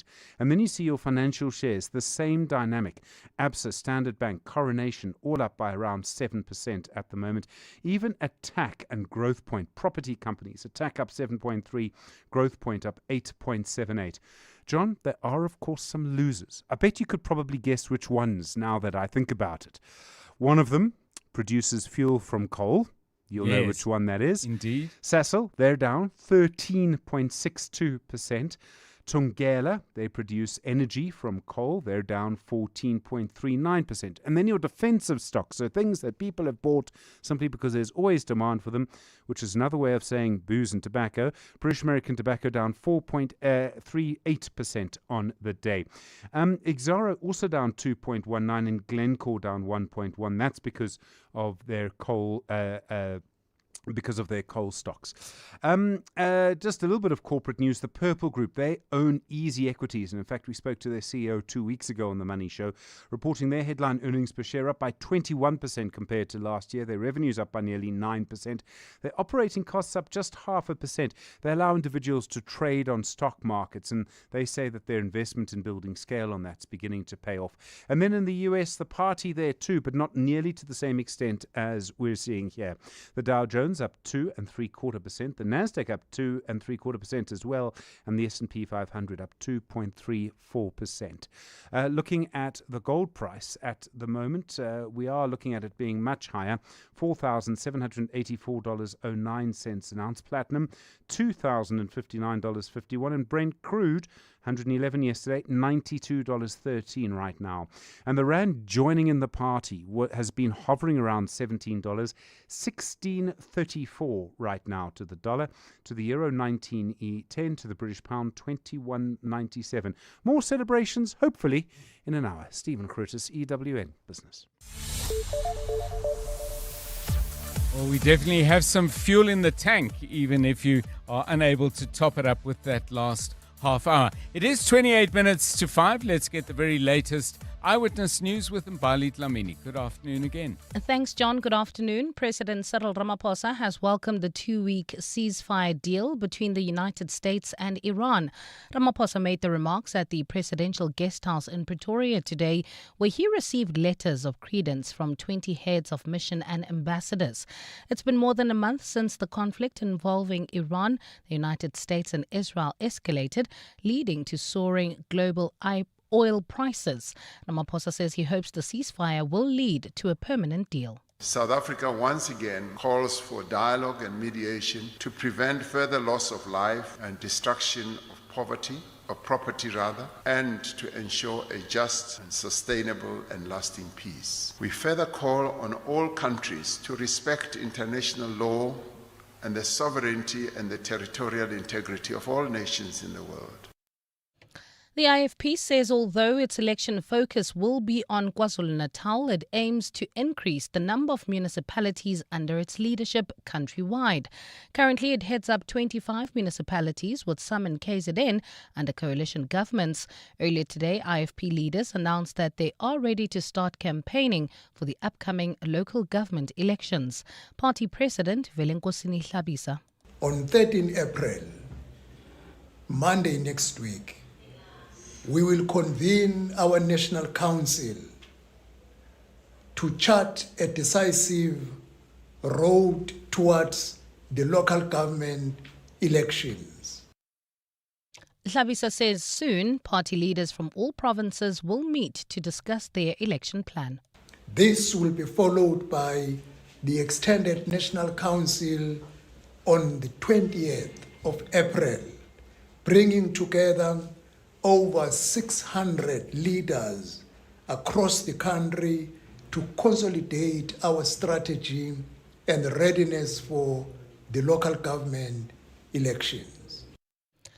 And the City of Cape Town's proposed 2026-2027 budget has been criticised and described as deceptive and unaffordable for working class and lower middle income residents. A social justice activist, Natasha Getze, says while the city has announced a reduction in the residential rates in Rand, increased property valuations mean homeowners will collectively pay nearly 1 billion Rand more in rates this year. She argues that any perceived relief has also been offset by sharp increases in other fixed charges. Carlo Peterson has more. Social justice activist Natasha Gertzer says electricity-based charges have risen by more than 68% over the past 2 years, while water and sanitation fixed charges remain linked to property values rather than usage. Gertzer says increased property valuations mean residents will have to fork out more for rates. The city, however, insists about 60% of households will see a rates decrease or no charge at all in the new municipal budget due to a proposed reduction in the property rates formula. Carlo Peterson, Eyewitness News. Gauteng is partly cloudy with isolated showers and thundershowers expected. Temperatures have peaked at highs of between 23 and 25 degrees. On the N1 North, there's a stationary vehicle at Morocco Bypass, and on the N1 South at Rigel Avenue, and on the N12 East, there's still that stationary vehicle at Electron Interchange. The top story in EWN, President Cyril Ramaphosa has welcomed the 2-week ceasefire deal between the United States and Iran. 702 Breakfast with Bongani Bingwa. My show is about getting you informed by the time you get to the office, your place of business, or wherever you need to go. Hopefully, you have a fairly good idea what's happening in Johannesburg, in Gauteng, and around the world. We want you to be part of those water cooler conversations, and you will be part of those conversations because you'll be a better informed citizen. What I like about the 702 family and 702 land is the ecosystem that we have built, the community. It's all about connection because we may be different, but ultimately the people you talk to and the people you hear are facing issues just like you. 702 Breakfast with Bongani Bingwa. Weekdays from 6 to 9 a.m. You may or may not know the difference between a cappuccino versus a Spanish latte, but you do know a great OutSurance deal when you see one. Get a car insurance quote now, and if OutSurance can't save you money, ask for 500 Rand or 1,500 if you've been claim-free and with the same insurer for 3 years. Get savings or cash. SMS OUT to 45142. That's OUT to 45142. OutSurance, licensed insurer and FSP. TCs and information online. Hey, Palis, where you been? Gemstar, just got back from New York and London. Nice. Must have been rough working from hotel rooms. No, friend. I was at WeWork the whole time. Everything I needed. Still blows my mind how big this place is. I know, right? WeWork Rosebank is like 6 floors. Private offices, hot desks. I love that you can choose. Wi-Fi that never lets you down. My team doesn't want to go home anymore. WeWork, 24/7 co-working spaces. Book your free WeWork tour at Rosebank, Sandton or Cape Town. WeWork.co.za. Made for work, built for business. Small business owners speak a language of their own, and it's a language MTN Business and 702 understand very well. The 702 MTN Small Business Awards. Enter now on Prime Media Plus. Let's talk shop. 702. WhatsApp John on 072 702 1702. It's a sad state of affairs when you live in a country where a few 100 million, if I'm not mistaken, was paid over for overtime, and at the same time we have to ask the MEC for money to get the school secured. Do we not take education seriously in our country? Sad. Yeah, I mean, many points made in a very brief but to the point message, and thank you for that. You cannot spend money on things that do not add value and then turn around and say, well, there isn't money to do things that are crucial, you know. And I'm sure that some of the money paid on overtime may well have hit the mark, but not in that kind of quantum. And we could spend all show, and I'm not going to spend 30 more seconds, never mind all show, talking about examples where money has just been absolutely wasted and where money is not available for stuff that's essential. But there you go. I'm taking 30 seconds to say not nearly as well what Michael managed to say in 10. So thank you for that. Let's get your views, please, on 072 702 1702. 20 minutes to 5. EWN Sport. Pressure on Pirates, but Sundowns standing firm. Tolakele with the Premiership news from last night and the Champions League look ahead to tonight. Thanks so much, John. And Mamelodi Sundowns maintained their 2-point lead at the top of the Betway Premiership standings following their 1-0 win over Durban City. Tiki Ntsabeleng's 10th minute strike was enough for the Brazilians to secure their 10th consecutive win in the league.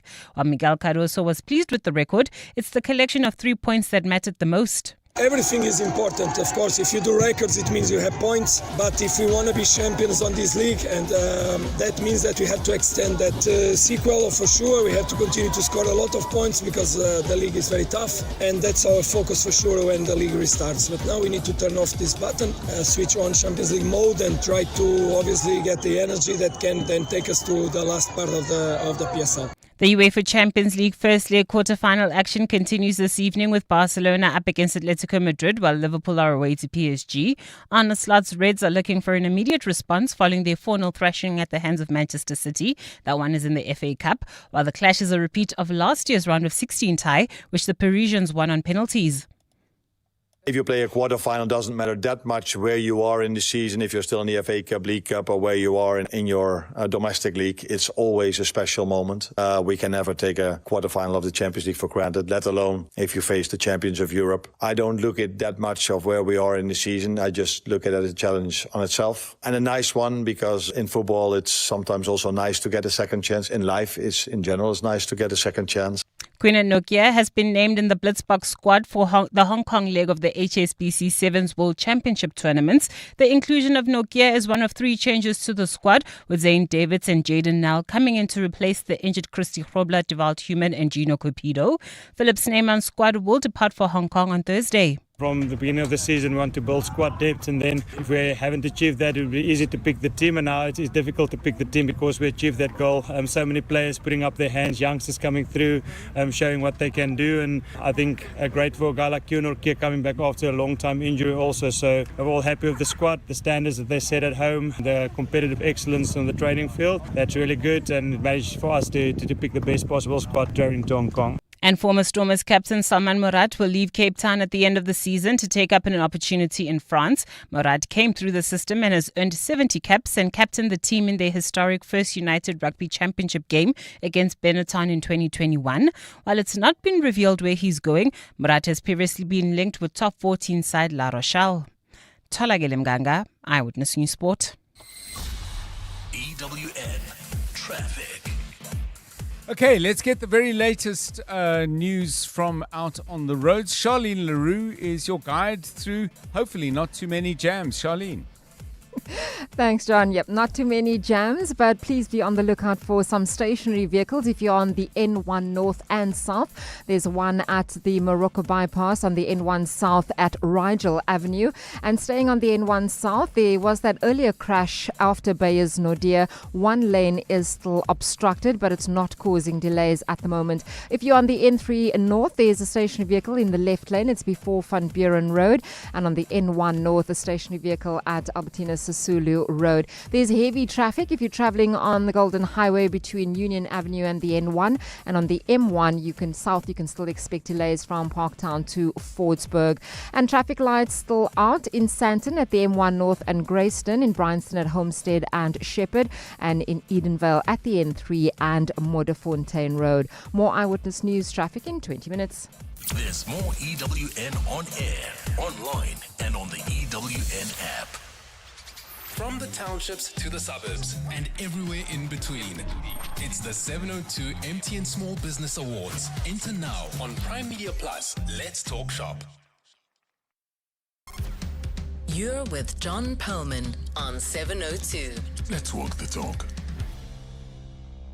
16 minutes to 5, still to come on 702 Drive. We are going to be looking more closely at what we know about the deal that has been struck between Iran and on the one hand and the United States. I'm not sure in what way deals reached with the United States include Israel as well. But we're going to get the insights of Kingsley Makubela, former South African diplomat and an expert on international relations. His take coming your way at about 10 minutes past 5. And then staying with our theme of looking at innovation and economic growth on the African continent, we're going to hear more about a very, very interesting fund that's now in its third iteration. It's called the Harvest Fund, investing in the high-tech sector. That's in a moment.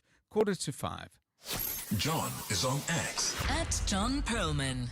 So we've been talking a lot about the teaching of history in schools, and a theme that's come up a lot has been about questioning that if you study the French Revolution, if you study the American Civil Rights Movement, the history of a country like the DRC, the Congo and Zaire, it was called before that, and called many different names in the pre-colonial era, there's the idea that a subject can encourage you to ask better and more incisive and more curious questions. But on the subject of questions, we were talking a little bit earlier, and you raised this, Rifue, there are some questions maybe that you just shouldn't ask people, however well you know them. I must admit I've never thought about that, but you clearly have. First of all, what makes you think about that? That's my question. Secondly, give us examples of some of those questions. So, John, I'm generally a very inquisitive person. I'll ask questions, and I just love getting to know people. And we are very glad you're here, yes, because it serves the program well. Absolutely. So today I was just thinking about what are some of the questions I'd asked someone and got me in trouble. And one of the questions was someone had recently met.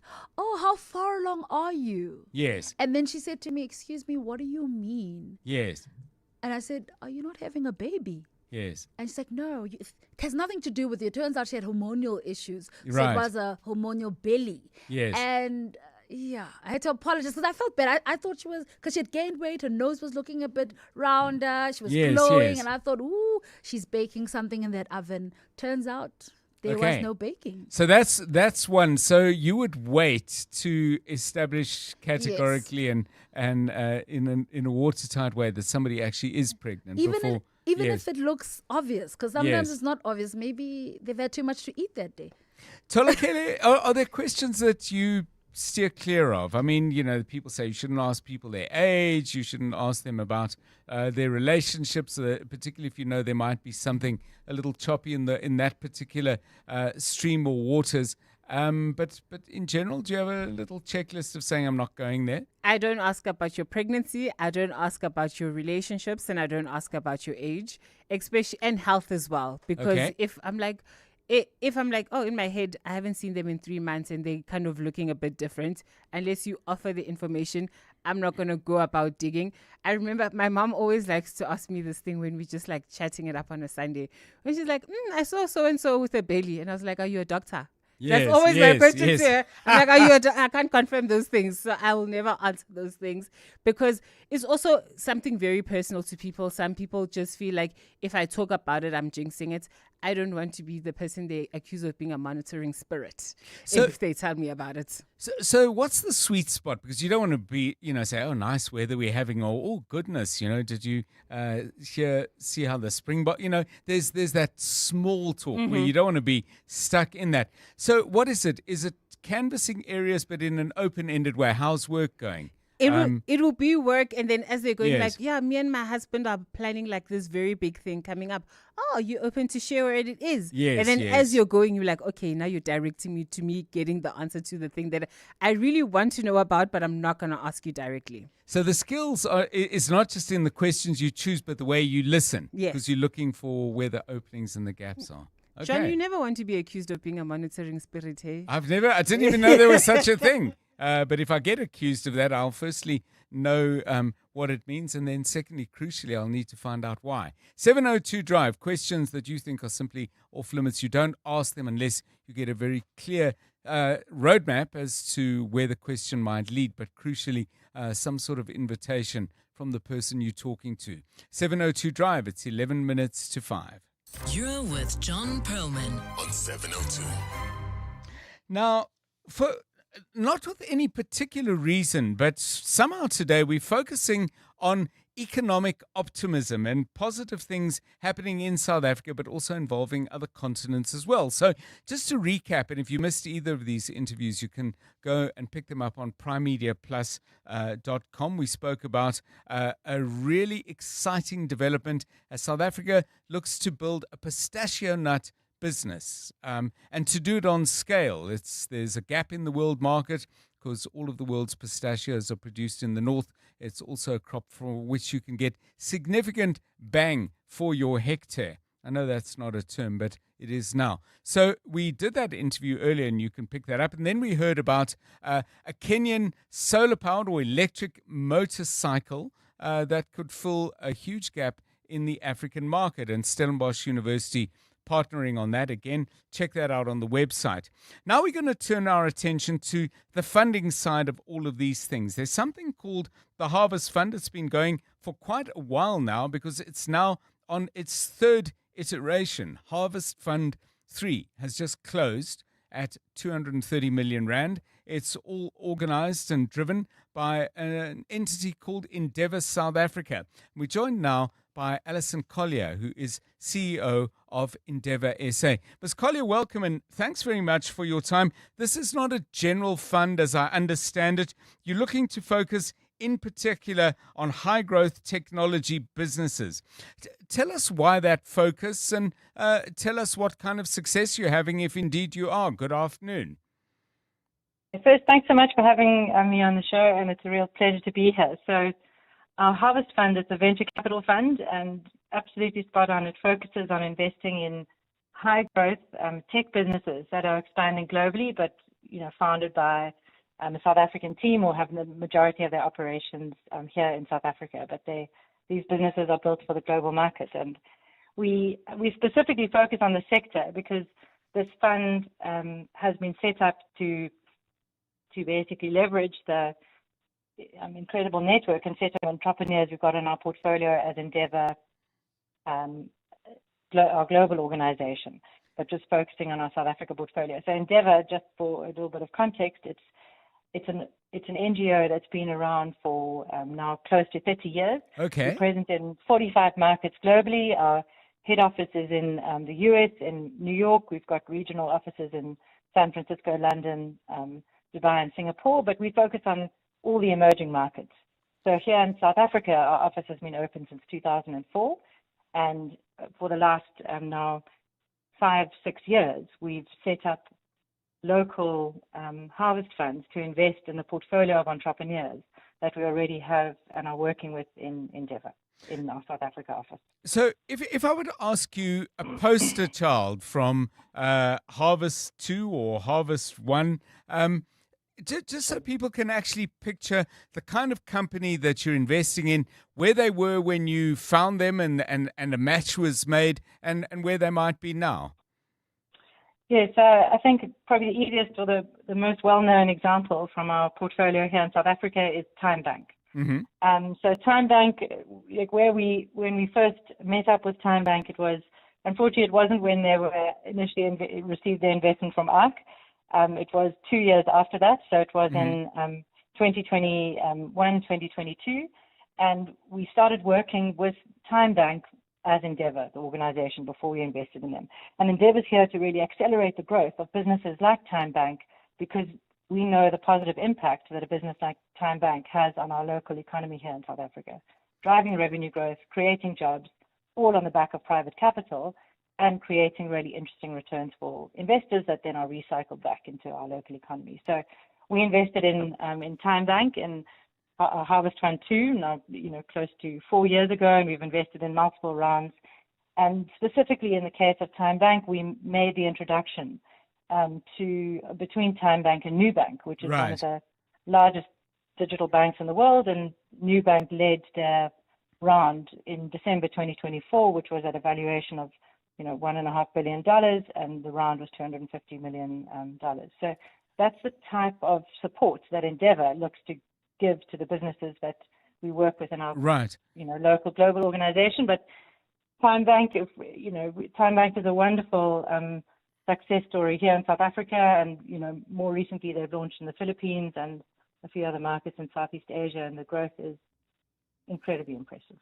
If we were to sort of maybe look at the last 12 months, maybe it's a shorter period, possibly slightly longer, and the turbulence in the world and everybody saying, well, A, we've got to be more self-sufficient, but secondly, relationships that we've, presumed and built expectations and plans, investment plans on, maybe things that we can no longer rely upon it, as the book, I think there was a book called "He's Just Not That Into You Anymore," and we don't need to say who that he might be. But on a serious note, I mean, with that kind of tariff related and general global geopolitics turbulence, has this fund become even more important as people look to form new relationships, but also develop greater self-sufficiencies? So, for sure, one of the reasons why us as Endeavour in South Africa set up this VC fund is we had this portfolio of incredible entrepreneurs we were working with here in South Africa, and we knew the returns that they were delivering through to their investors, these private companies. And so it made sense to set up our Harvest Fund to also, generate some revenue through investing in these businesses, but at the same time, like what you're saying, assist the liquidity in the local market. Right. And also introduce these businesses, like what we did to Nubank in the case of Time Bank, to the right international investors to lead, rounds of capital that these teams are raising, and have the correct strategic investors investing into this business. So I want to say, in summary, when it comes to our Harvest VC fund that we've set up here in South Africa, it's absolutely to stimulate the liquidity in our local market and really highlight the investment opportunity that sits in the space for South African investors.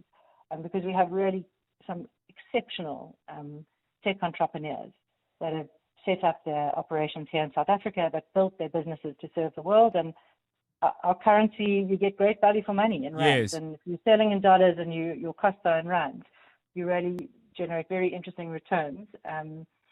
And the cost of these type of skills in the larger global market is much more expensive. So there's really good cost efficiencies that you can generate. Thank you so much. Alison Collier, CEO of Endeavour SA. Harvest Fund 3 is just closed, and we'll follow with great interest to see what companies and innovations and job creation and wealth creation comes out of that. Hopefully it will be abundant. 702 Drive. Clement Maniatella. Weekday mornings, 9 to 12. 9 to 12. I'm sure you've seen the Department of Health come out and say, well, these products are actually still safe for use, but I know you've been raising some concerns. Where do you see the gaps here? Said our response as an organization, we said that it's important for them, the South African government, put in place standards that are, transparent to ensure that all of us who are using whatever product, especially a product that comes into contact with our body, they need to put in place standards to ensure that those who are using products like sanitary pads and panty liners, they are menstruating with safety, with dignity, but most importantly with the support that they need from their government. Tracy Malawana, founder and executive director of I Menstruate Movement. Clements Maniatella. 9 to 12 on 702. On Sunday, 12th April, Josie My Josie's Main Street Sundays is taking over Marshalltown and flipping the script on how Josie moves. One whole street in the heart of the city closed to cars, just people, vibes, and that Main Street magic. There's music, food, a local Isleka Makers Market, and free activities all day. 702 Soulful Sunday with Kenny Maestri and Pushaza Sibia will also be there, broadcasting live from the inaugural Main Street Sundays from 10 a.m. to 5 p.m. Go to josiemyjosie.com right now for all the details and to grab your free tickets. And let's show the city what happens when the streets belong to the people. Josie My Josie, Babize Bonke. Evolution doesn't wait. Introducing the Changan Uni S. Unexpected, unmistakable, uncompromising. Engineered to a higher standard, unlike anything in its class. Unsurprising really from China's oldest automaker. Trusted by 30 million drivers worldwide. Visit chang'anmotors.co.za for more. The Chang'an Uni S. Chang'an, driven to evolve. Breathe in, insurance. Breathe out, pineapple. In, insurance. Breathe out, pineapple. Again, in, insurance. Out, pineapple. Again and again. Pineapple FSP 48650 is underwritten by Omart Insure Limited, a licensed non-life insurer and authorized FSP. Calling all small business owners. It's the 702 MTN Small Business Awards. Enter now on Prime Media Plus. Let's talk shop. This is EWN. The Consumer Commission announces a recall of some wireless power banks, and the Concourt says the Palapala judgment is imminent.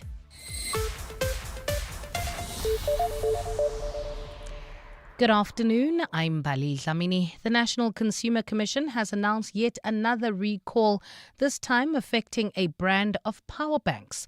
This after Waymeet Limited informed the Commission of a fire risk linked to some of its ESR Halo-Lock wireless power banks. The affected products were imported from China and sold through online stores like Takealot between 2023 and 2024. The lithium batteries of the recalled product may overheat during use, posing a risk of fire. NCC spokesperson Peton Taba says consumers are being urged to immediately stop using the power banks and return them for a refund. According to the manufacturer, which is Waymeet Limited, these power banks are recalled due to a defect that can actually pose a risk of fire, as the lithium-ion batteries can overheat whilst in use. The Constitutional Court says a judgment on whether Parliament erred in its handling of the Palapala matter is imminent. In a letter to the EFF, the court says the judgment can be expected within a month. EFF leader Julius Malema wrote to the Chief Justice last month to complain about the time it's taken to produce a judgment in this matter. The case was sparked by a decision of the National Assembly in 2022 to reject an independent panel report which suggested there are grounds for President Cyril Ramaphosa to face an impeachment inquiry. Lindsay Dentlinger has more. While President Cyril Ramaphosa was cleared by the Public Protector on an ethics complaint and the Reserve Bank on exchange control violations related to the storage and theft of more than $500,000 from his Limpopo farm, the EFF took the matter to the country's highest court in 2024. The party argued that a decision by the National Assembly to reject a Section 89 report compiled by 3 jurists, led by former Chief Justice Sandile Ngcobo, was irrational. It would have been the first step in initiating an impeachment inquiry against a head of state. In his letter to the court, EFF leader Julius Malema argued that the time taken for the court to hand down its decision is creating a perception that the court is not immune to political pressures.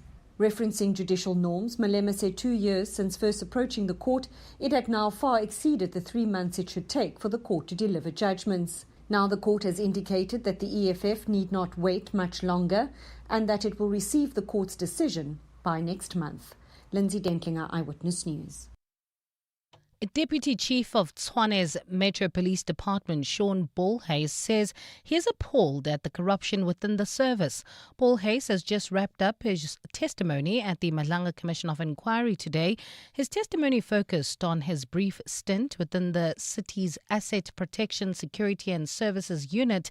The unit has been under the spotlight for dishing out tenders and contracts to politically connected security companies.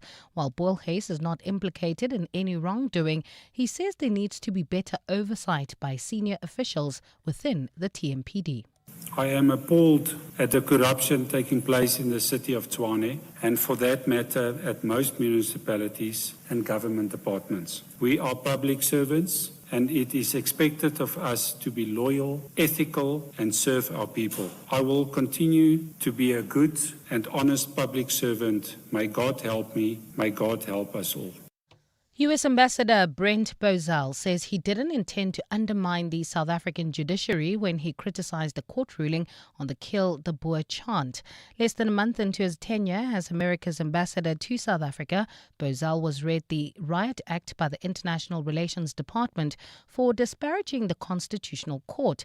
He previously said the chant amounts to hate speech and the court ruling upholding the chant was objectively wrong. Speaking to journalists after presenting his credentials to President Cyril Ramaphosa in Pretoria today, Bozell emphasized that his comments were not made with malice. The greatest respect is for the judiciary. I take nothing away from that.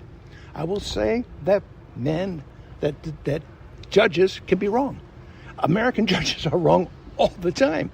It doesn't mean I have no respect for the judiciary system. I've got complete respect for the American judiciary system. And France plans to add an additional $39 billion to its defense spending between now and 2030 under an updated military planning law. According to reports, the country seeks to accelerate rearmament to face Russia. The military spending bill was presented after France's top commanders said the country must be ready in the next few years for a clash with Russia. The commanders also urged NATO to adapt to produce more weapons and faster. France spends roughly $6 billion a year to maintain its stockpile of 290 submarines and air-launched weapons. Gold is trading at $4,783.12 an ounce. The rand is at 16.40 to the dollar, 22.03 to the pound, 19.17 to the euro, and Brent crude oil is at $95.68 a barrel. On the N1 North, there's a crash in the right lane before Olifantsfontein Road. And on the N1 South at Golden Highway, there's a crash. The two centre lanes are closed and there's a crash at Atterbury Road. In your sport, coaches predict a photo finish to the Midday Premiership title race. Premier League clinches fifth UEFA Champions League spot for next season. And the Blitzbox switch focus to Hong Kong leg of Sevens World Championship. A partly cloudy Thursday in store for Gauteng tomorrow. Johannesburg drops to overnight lows of 13 degrees, peaking at 23. Pretoria 12 and 24, and Vereniging 13 and 25 degrees. The top story in EWN this hour, the National Consumer Commission has announced yet another product recall, this time affecting a brand of power banks. EWN, in touch, in tune, and independent. For the latest, visit ewn.co.za or download the EWN app. Small business owners speak a language of their own, and it's a language MTN Business and 702 understand very well. The 702 MTN Small Business Awards. Enter now on Prime Media Plus. Let's talk shop.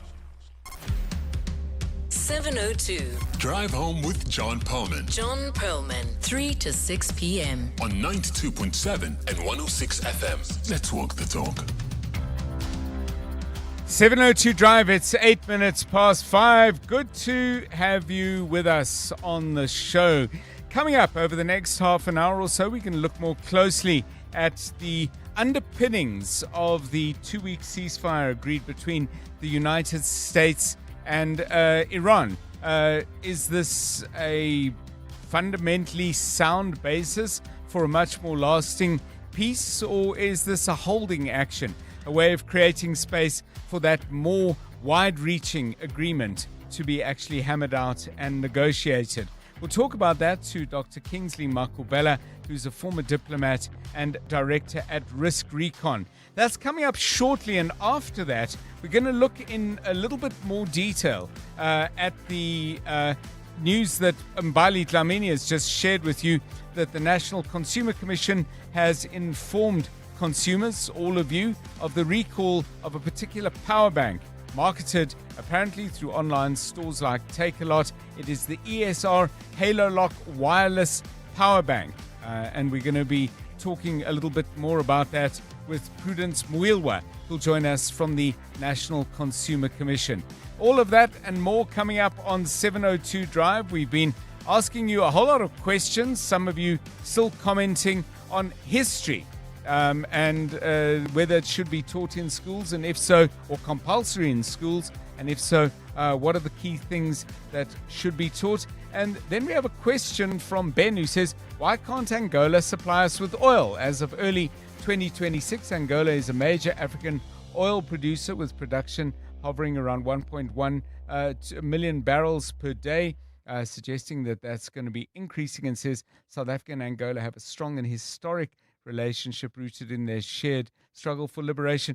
Ben, the short answer is we do get oil from Angola. One of the challenges we face is as refinery capacity is diminished in South Africa, we're having to import much more finished product, and that is coming from countries like Oman and Zaire. But the latest numbers I've seen is our main supplier of crude is Nigeria, followed by Angola, which is one of the fastest growing client or partners that we have in that regard, followed by the United States, Saudi Arabia, and Brazil in fifth position. So yes, we're getting oil from Angola, but we are also paying for the fact that we haven't, as well as we should perhaps, kept up our refinery capacity, and we're having to buy finished product, both petrol and diesel. Hope that gives you some reassurance there, Ben, but thanks for raising that. You certainly make good sense as to why we should be doing that.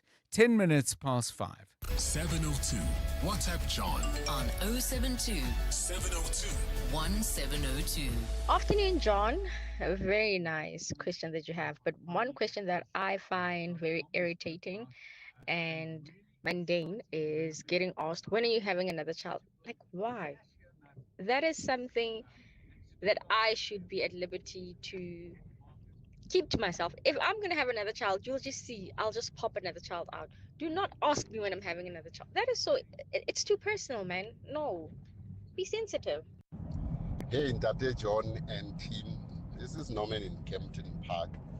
I am, talking about questions not to ask. I worked for an airline for 10 years, and it just happens that we worked with a lot of people that were working together as couples. You've known them as husband and wife, and they worked together. Every flight they have done, they've done it together because the airline could accommodate such. Now, it was almost natural that when you meet one of them somewhere, you would ask to say, oh, John, where's Tolagele? Or Tolagele, where's John? Because you're used to having, or seeing the two of them together. And now you've now left the airline and you meet these people years later, or you meet one and then you ask again, oh, John, or hi, Tolagele. So where's John? And the answer is like, oh, I'm Mrs. So-and-so now. This is Karabo, my husband.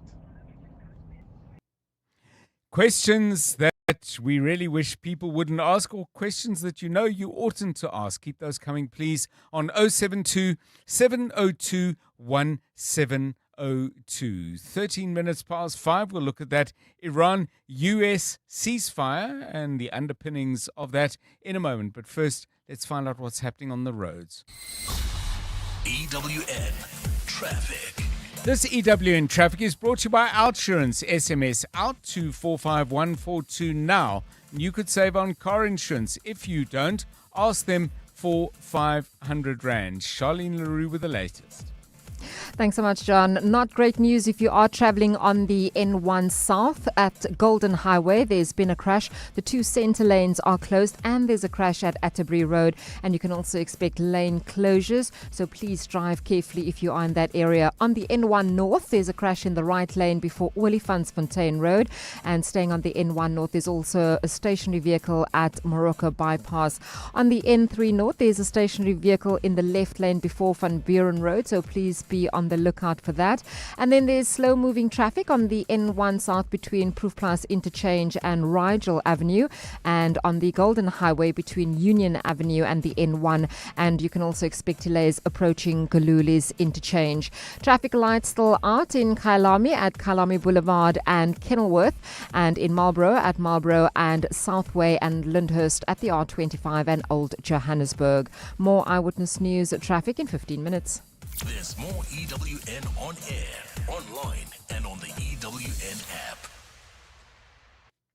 Sitting in a traffic jam is as fun as realizing you replied to all by mistake on a company-wide email. Instant regret. But fortunately, the OUTsurance pointsmen are on the roads, easing traffic congestion so everyone gets where they need to be quickly and safely for the past 20 years.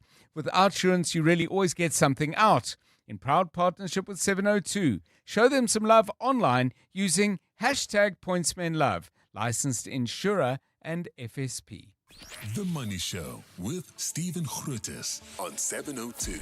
My show is about your money, and it's about how people have made their money. But it's also about what happened to your money today, what happened on the JSE, what's happening overseas. All of these things, all about the way in which people make their money, spend their money, use their money, and in so many ways, use their money to make more money for them. What I absolutely love about the 702 family and 702 land is the huge warmth of people, the generosity that they show. But I also absolutely love the hustle. Anyone in business is actually trying to improve the economy. They're trying to have an impact on all of us. And there's a go-getting attitude to 702 land that you don't see in so many other places. That's what I really love about 702 land. That getting together and doing something new, and in the process, making money. The Money Show with Stephen Grootes. Weekdays from 6 to 8 p.m. Drive home with John Perlman on 702. Let's walk the talk.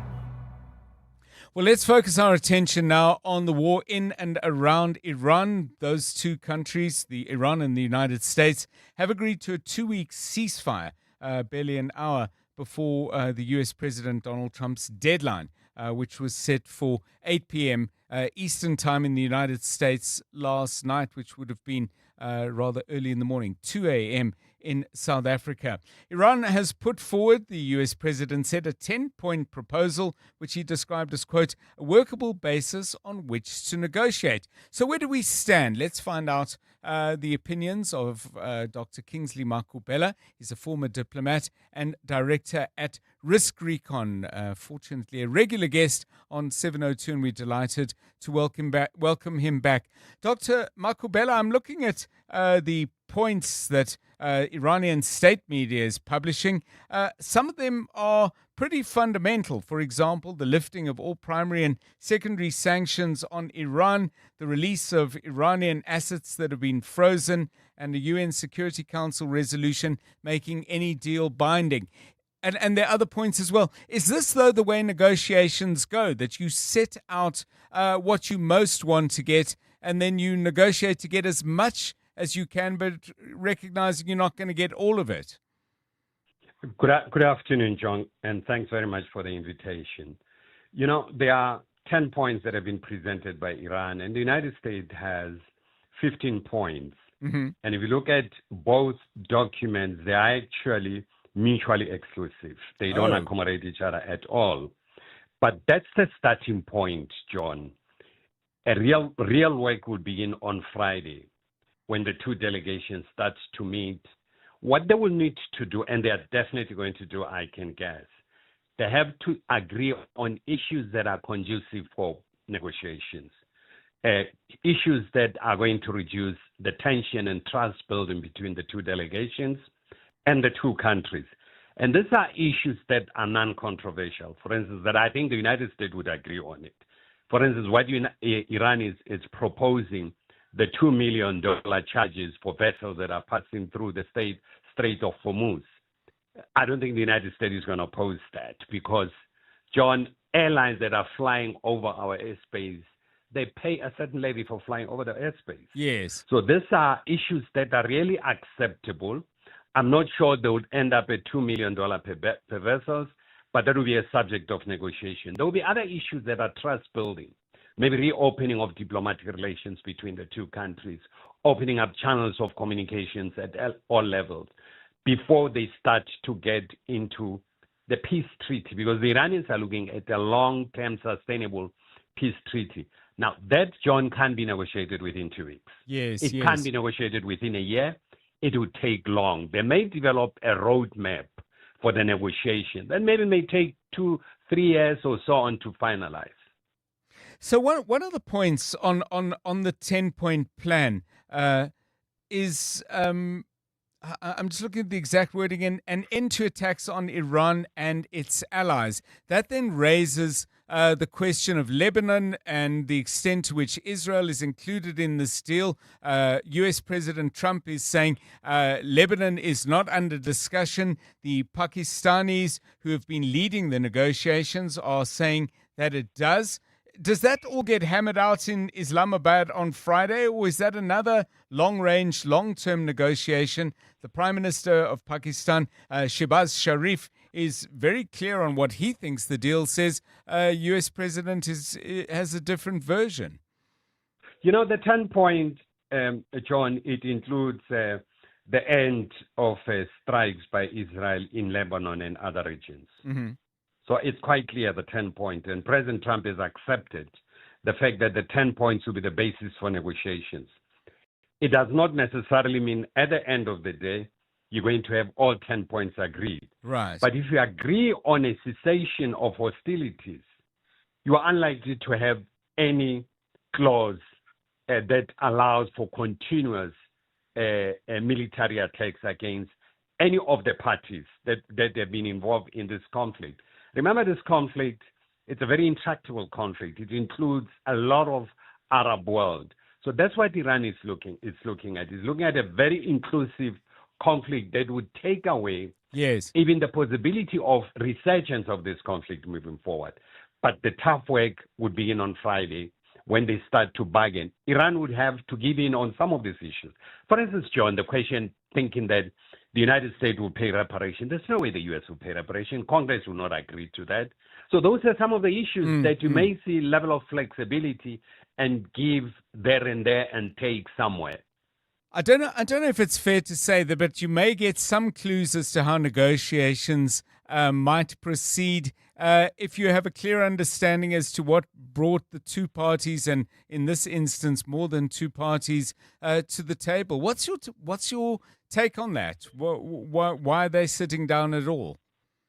You know, the Americans have suffered serious defeat. The biggest operation that they tried to undertake during the course of the weekend, the operation in Isfahan, that later on they claim was an operation to take out one of their airmen who was shot.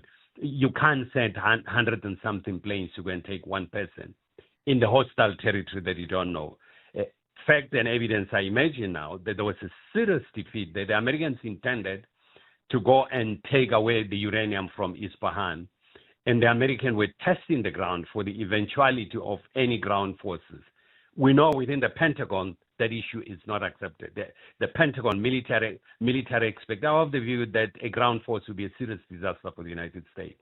So there's a face-saving retreat from this, because I think the U.S. has tried the possibility of all-round invasion, and they realized it won't work.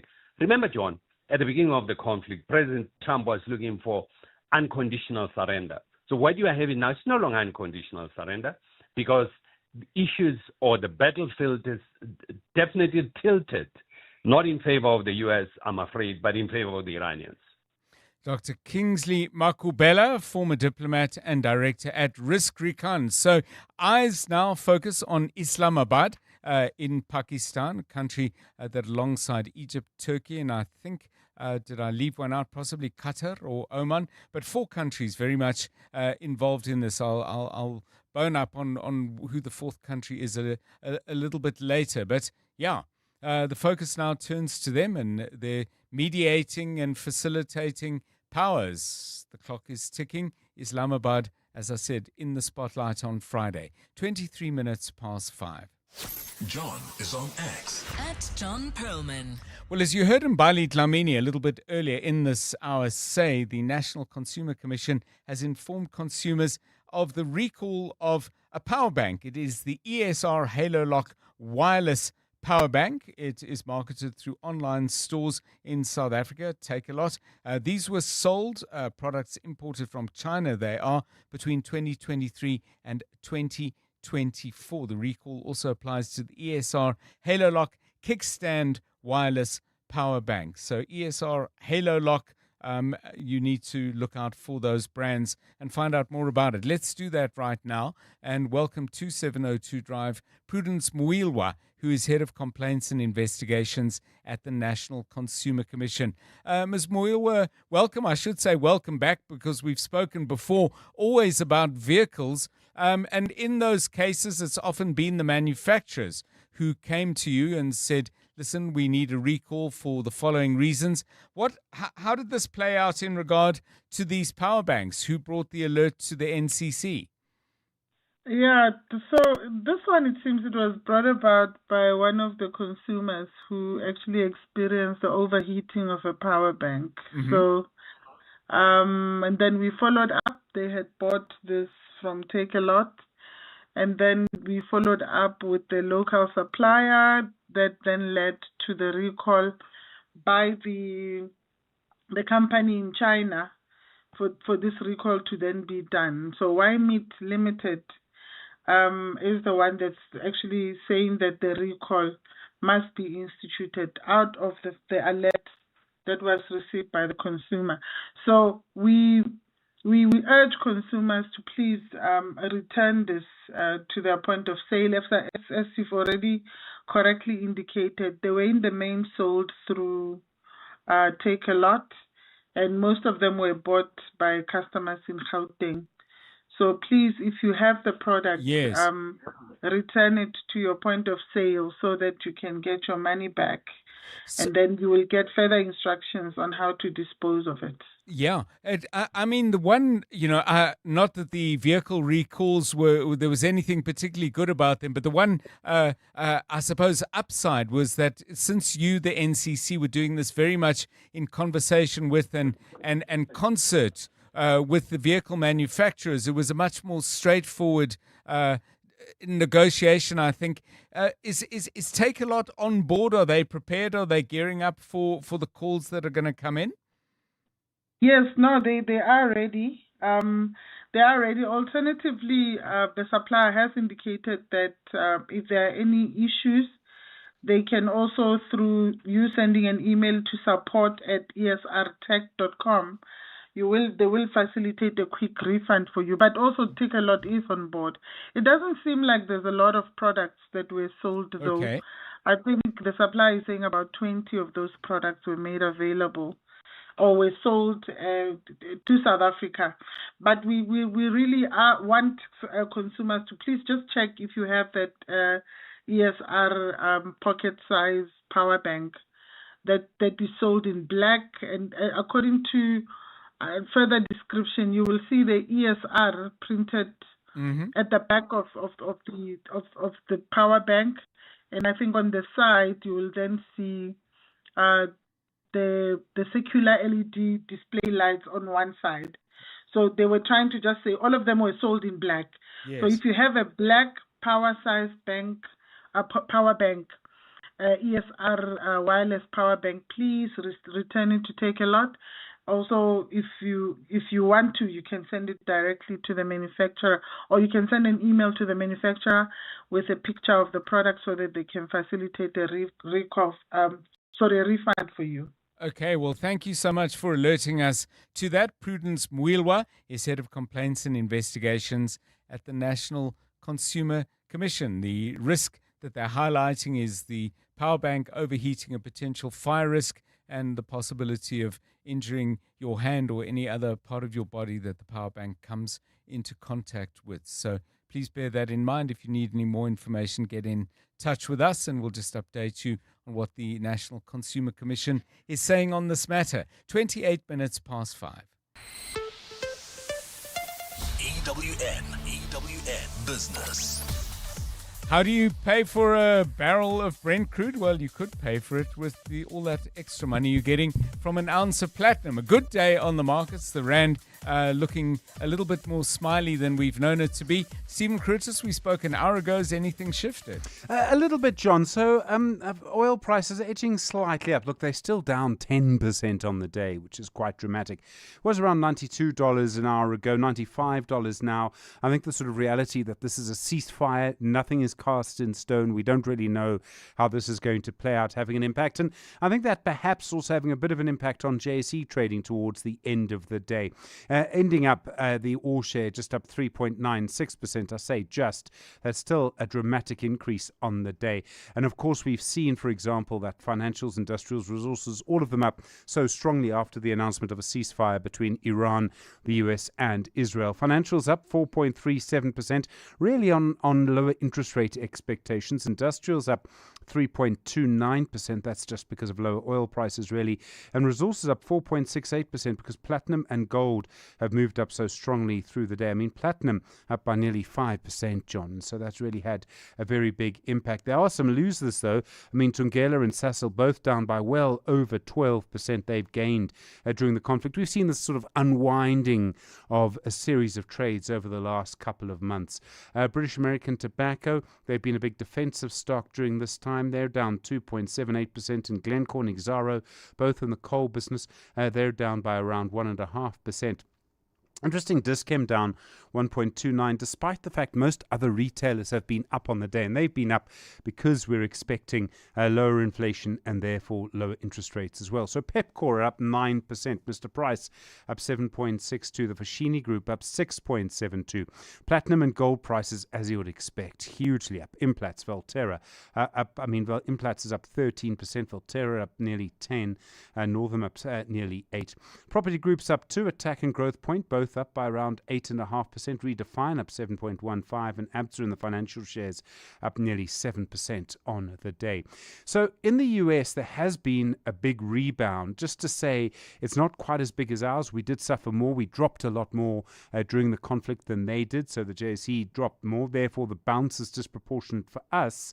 So the Dow Jones is up 2.27%. The Nasdaq is up 2.57%, and the S&P 500 is up 2.11% on the day. Not a lot of corporate news here, but we'll speak later to the Purple Group, their CEO, Charles Savage. They own Easy Equities. Their headline earnings per share up by 21% compared to last year. They've really had a big increase in the number of people trading on that platform. There's been a lot more trading to do, John. But even so, that's had a big impact on them. And the gold price at the moment, $4,740, 1 cent an ounce. Platinum, $2,038.10. Brent crude, $95.10 now. The rand much stronger as well, 16.37 to the dollar. To the euro, 19.15. To the British pound, 22.01. On the Money Show tonight, we will speak, of course, get the latest sort of market reaction around what's been happening to the Iranian-US ceasefire. We'll talk about the impact on supply chains, also the impact on airline prices, so flights in other words. The CEO of the Purple Group, and your shapeshifter this evening is Jeremy Sampson, someone who's had a really big impact on branding throughout sort of history, really, of branding in South Africa. Really looking forward to that. Stephen Curtis, EWN Business. Thanks, Stephen. Money Show between 6 and 8. It's 28 minutes to 6. Mbali Dlamini joins us again with the very latest from the world of news. Thanks, John. Good afternoon. Health Minister Aaron Motsoaledi says the new anti-HIV infection, which has arrived in the country, is a game changer for preventing the spread of the disease. South Africa's first consignment of just under 40,000 doses were delivered from Dublin last week. Lenacapavir, known as Len, is injected twice a year and is highly effective at preventing HIV infection. For the first time in the battle for HIV and AIDS, we have got an injection that prevents HIV and AIDS. Motsoaledi says previously only vaccines were available for people who were infected with the virus. Now this one is different. It's going to be given to those who are HIV negative, for them to remain negative. That is the main difference, and that's why we call it a game changer. President Cyril Ramaphosa has cautioned heads of embassies in South Africa to refrain from publicly criticizing their host governments. Ramaphosa received letters of credence from 20 heads of mission designate today, officially confirming them as ambassadors and diplomatic representatives to the country. Among them is U.S. Ambassador Brent Bozell, who was recently reprimanded by the International Relations Department for criticizing a court ruling on the Kill the Boer chant. Ramaphosa has told the envoys that mutual respect is the golden principle of diplomacy. Whenever I send our ambassadors and or high commissioners to various countries, I always make it a point to inform them that they should never criticize their host countries publicly and in a confrontational manner, but should always seek to raise issues privately and constructively. He adds that any diplomatic concerns must be raised with the International Relations Department. It is this approach that I believe builds strong relationships between nations and helps to advance the interests of our respective countries based on mutual respect and dignity. While the European Union has welcomed the 2-week ceasefire between the United States and Iran, top diplomat Kaja Kallas says this is a step back from the brink, which creates a window for diplomacy. Crowds of people gathered, waving flags and chanting after the US and Iran made the announcement. Iran agreed to allow safe passage for ships through the Strait of Hormuz if the US stopped its attacks. The ceasefire comes more than a month after Israel and the US launched attacks on Iran, which led to retaliatory attacks by Iran throughout the Gulf. Gauteng will be partly cloudy tomorrow. Temperatures will peak at highs of between 23 and 25 degrees.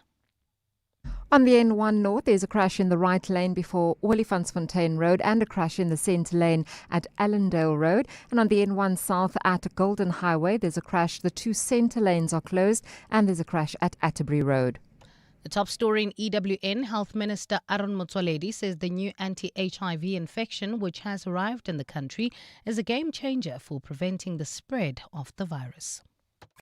The Clement Manyatela Show on 702. The Clement Manyatela Show is about everything. It's about current affairs, family matters, the work environment, your health and wellness, relationship and sex issues that couples face. It's about learning, helping each other, healing, teaching. It's about life in essence. What I like about the 702 family and 702 land is that we are quite intentional about doing life together. We're always pulling through for each other, learning from each other, always teaching each other. We're not scared to disagree, but also we're brave enough to be vulnerable with each other. We just care about each other, and I think that is priceless. The Clement Manyatela Show, weekdays from 9 to 12 p.m. Small business owners speak a language of their own, and it's a language MTN Business and 702 understand very well. That's why we're celebrating SMEs who walk that entrepreneurial talk in the 702 MTN Small Business Awards. From the townships to the suburbs and everywhere in between, small businesses are proving that big things can grow from bold ideas. If that sounds like your business or one you know, go to primemediaplus.com to enter or nominate them, because once we start talking about your business, who knows how much further it could go. The 702 MTN Small Business Awards. Let's talk shop. T's and C's apply. In business, missed deliveries cost more than money. Go Girl Logistics is South Africa's 100% black female-owned Level 1 Triple BEE powerhouse, delivering secure, time-sensitive transport for parcels, cold chain cargo, and compliance waste. With DG trained drivers, cold chain certification, national reach, and real-time tracking, every load is handled professionally, safely, and on time. Go Girl Logistics, power beyond cargo. Visit gogirl-logistics.com. From the townships to the suburbs and everywhere in between, it's the 702 MTN Small Business Awards. Enter now on Prime Media Plus. Let's talk shop. 702. WhatsApp John on 072 702 1702. Good evening, John. It's Kay. People have asked me my whole life, when am I going to get married? I'm 68 and still single. So I think they've actually stopped asking that question now. Hi, Dr. John and Tim. For me, the question that I hate being asked is when you are unemployed and then people ask you, are you applying though? Like, what do you think I'm doing? I think it's the worst question to ask an unemployed person and ask them, are you applying though? Like, hello? Thanks for a great show. Clarity from Pretoria. Good afternoon, John and the team. John, the question that I find exasperating is, in most instances, is people asking you how much you get paid in your organization. Like, genuinely wanting to know how much do you actually get paid? You know, some even go to an extent of, throwing in euphemism in their question, like, so in your league, what's the pay grade? I don't know. I just find that incredibly annoying. Everything to do with how much I'm paying for stuff or I'm getting paid, I just take that very personal. They live amongst us, John. Joel from Kempton Park. Have a splendid afternoon. John, regarding the question on what questions people should rather not ask, one specific one that always pops up, we have 4 boys, and what a lot of people don't know is in the middle of these 4 boys we had a girl that unfortunately passed away. So a question we get asked often when they see us with the 4 boys or hear about it is, when are you going to have a girl or going to try for a girl? And to reiterate what the earlier WhatsApp said, that is personal, and it's a question that hurts us every single time it gets asked. It's Aubrey from Randburg. Yeah, thanks. Wonderful messages there. I mean, so many rich examples. I thought the one in particular about, when somebody's already battling under the weight of unemployment and all the stress that creates, and people say, but, are you applying? As almost questioning, and whether they have the will to get past this massive obstacle in life, and secondly, almost implying that it's their fault in some way. They're not doing enough to find a job in this economy. Great stuff. Thank you for all of those. Keep them coming. 7:02 Drive. It's 19 minutes to 6 o'clock now. Let's catch up once again with all the sports stuff that's happening. EWN Sport. Tola Kelem Ganga joining us once again. Thanks so much, John. And Adeslam Madu and Miguel Cardoso have both conceded that goal difference will play a role in deciding the Betway Premiership title race. Orlando Pirates made it 11 goals in 2 matches as they thrashed Golden Arrows 5-0 to give them a 6-goal advantage over Mamelodi Sundowns, who remain 2 points clear at the top of the standings. It gives trust, it gives confidence, and the goal difference will be very important at the end of the season. For my boys, I told them every game we have to play them with a very strong fighting spirit until the last second of the last game. Why? Because we don't want to have any regret at the end of the season, So for us, we want to challenge and to go until the end of the season. The Brazilians were 1-0 winners over Durban City as they secured a 10th league win in a row. They remain on course to win a record-extending 8th consecutive championship.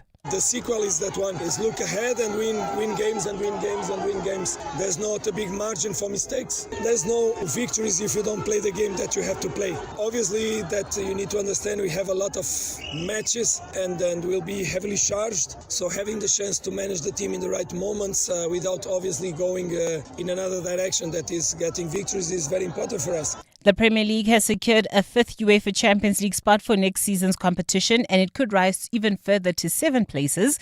A 5th place finish will now be enough for qualification. That's after Arsenal claimed a 1-0 win at Sporting to seal the extra place. Meanwhile, Arne Slot says the favourites tag counts for nothing at this stage of the season, with his Liverpool side preparing for a first leg showdown with PSG. That's one of 2 games taking place tonight, with the other tie being an all-Spanish affair between Atletico Madrid and Barcelona. In general, I don't think it matters that much. if there's a favorite, yes or no, because it's only about 2 games and a lot can happen in 2 games. I think both teams have very good players. Both teams were able to show last season to go toe-to-toe. By the way, we deserved to lose here last season 4-0 completely, much more than we deserved to lose on Saturday 4-0. But that game, it was only thanks to Allison that we didn't lose 4-0, and then we got away with a 1-0 win. And Philip Sneeman says the Blitzboks will start from 0 when they compete in the first leg of the HSBC Sevens World Championship next weekend. South Africa have won the World Series, but now switch focus to the 3-legged tournament, which kicks off in Hong Kong. They'll face Uruguay, Spain and Argentina in the pool stages. I think after every tournament, one need to reset. Obviously, 1 or 2 injuries or 1 or 2 changes. Other teams won't be the same, so we need to make sure we're not only getting back to 0, but also be better. There's still a lot of areas that we can improve on. Overall, I think the guys are back and we really want to do well in Hong Kong in this championship. We set standards for ourselves at the beginning of the season. Now we need to go and do it on the field. Tolagele Mganga, Eyewitness News Sport. EWN Traffic. 16 minutes to 6. This EWN Traffic is brought to you by Outsurance. SMS out to 45142 now, and you could save on car insurance. If you don't, ask them for 500 Rand. Let's get the latest then from the roads, and welcome back, Charlene Leroux. Thank you so much, John. I don't have great news if you are traveling on the N1. We start off at the N1 North, where there's a crash in the right lane before Olifantsfontein Road, and there's a crash in the centre lane at Allendale. And if you're on the N1 South at the Golden Highway, there's also a crash with the centre lanes obstructed, and there's a crash at Atterbury Road with 1 lane closed, so you can expect delays. On the N3 North, just after Marlborough Road, there's a stationary vehicle that's in the left lane, and there's still heavy traffic on the Golden Highway between Union Avenue and the N1, and on the M1 South from Parktown to Fordsburg. And you can also see congestion on the N1 South between Proefplaas Interchange and Rigel Avenue. And traffic lights still out in Sandton at M1 North and Greyston, in Bramley at the M1 South and Caller Drive, and in Bryanston at Homestead and Shepherd Road. More Eyewitness News traffic in 20 minutes. There's more EWN on air, online, and on the EWN app. Things people stress about in traffic. Number 50 was, as per my last email, too passive-aggressive. Oh, the torture. Well, with the Outsurance Pointsman on your route, at least the traffic is one less thing to stress about. The Outsurance Pointsmen have been easing traffic congestion so we all get to where we need to be quickly and safely for the past 20 years. With Outsurance, you really always get something out. In partnership with 702, Outsurance is a licensed insurer and FSP. From the townships to the suburbs and everywhere in between, it's the 702 MTN Small Business Awards. Enter now on Prime Media Plus. Let's talk shop. John is on X. At John Perlman. 702 Drive, music in a moment, but I just want to wrap up a conversation. Not that one ever entirely wraps something up, but we did have the National Consumer Commission talking about those power banks. And just to remind you of the brand, ESR Halo Lock Wireless Power Banks. If you bought one, just have that checked out and get in touch with the people you bought it from. But Nick frames all of this in a much broader context, and I thought this was interesting. Thank you for that, Nick. Non-compliant electronics are being sold so liberally that legitimate manufacturers are no longer able to stay competitive using traditional retail methods. The ramifications are not just for the manufacturers competing with illegal pricing, brand damage from fake failures. Consumers' short-term gain has long-term safety risks. Nick goes on to say consumers think they're saving but often aren't. Insurance increases, government loss of tax revenue because of the grey market, installers and contractors get caught in the middle. And finally makes this point, counterfeit electronics fail faster. So you have an increase in e-waste. And Nick concludes by asking, what else? Well, you've covered a fair bit there, Nick. Thank you. 13 minutes to 6. You're with John Perlman on 702. Okay, some music now. Jonathan Fairbairn is always trawling for ideas for a music theme today, and you've come up with a little bit of a sad one in a way. You don't sound sad, so over to you. Yeah, I mean, like, it's not that sad. Not that sad, yeah. And I mean, music sometimes you have for a specific reason at that point in time. and some music will stay with you for a lifetime. So today we're looking for a band or an artist that you've just outgrown. Yes. And you kind of no longer listen to them because maybe you don't like the music that they produced. Maybe they fell off the face of the earth. They stopped writing music or whatever it may be. But music that you have outgrown essentially. But you loved at one point. You loved them. Yeah. You liked them at one point. They were, maybe in your Walkman, your whatever it may be. You liked them at some point in your life, but then you kind of fell out of love with them for whatever reason it may be. Or maybe you just thought, I've kind of matured a little bit. Yeah. Whatever. There's so many reasons why we don't listen to music anymore. So. And you say to them, it's not you, it's me. Always remember. Can. That's how you break it to the artist. Break it nicely and not harshly. Yes. So I was trying to think back to what kind of bands did I listen to that I just sort of maybe outgrew. Mm-hmm. And there was a Danish band many years back called Michael Learns to Rock. And I mean, they were nice. It was nice music. I wouldn't say it was like the most amazing band, but they had some pleasant songs, like "Paint My Love," very nice song, and a song called "Someday," which today we will play. So it's a Danish band. This song I think came out in 1995. Okay. Michael Learns to Rock, and I actually went up and had a look and see what they're up to. And they're still making music. They've got a couple of concerts coming around now this year, and they're massive in Asia. That's kind of like, and obviously in Denmark, that's where they are based. So that's the two countries where they're really, really big in. Yeah. But I haven't heard a Michael Learns to Rock song in ages. But we're going to hear one now. Someday is someday. Here's Michael Learns to Rock. And while you listen, think back on music that we're just calling it outgrew, but it can't be something that you never particularly liked. Something that really had its place in the kind of musical ecosystem that you were living in at the time. But then, it doesn't work for me anymore. Here's Michael Learns to Rock.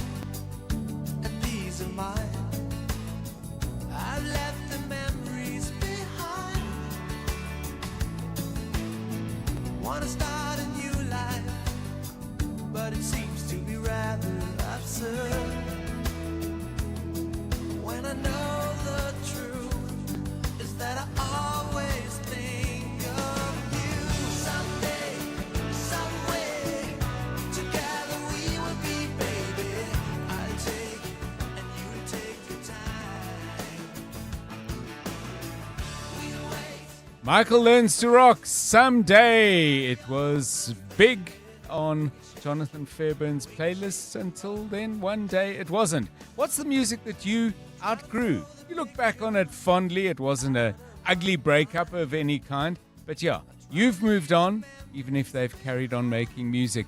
Send us your little story, please, on 072 702 1702. This is 702 Drive. It's 8 minutes to 6.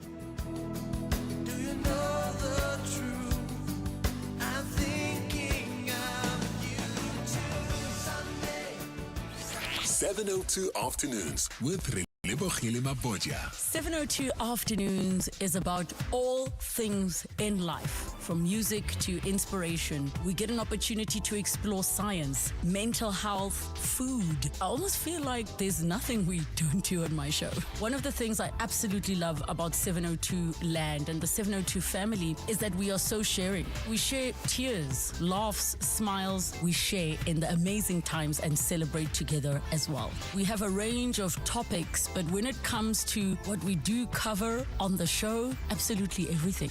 My listener is somebody who wants to grow, evolve, develop.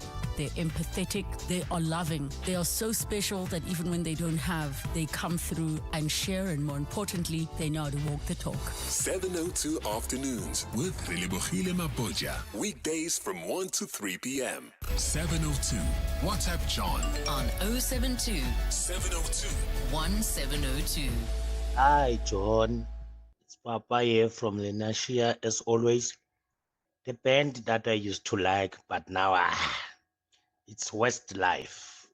Yeah, I used to like that band, Uptown Girl. Uptown Girl. Yes, please play it, Papa from Lenasia.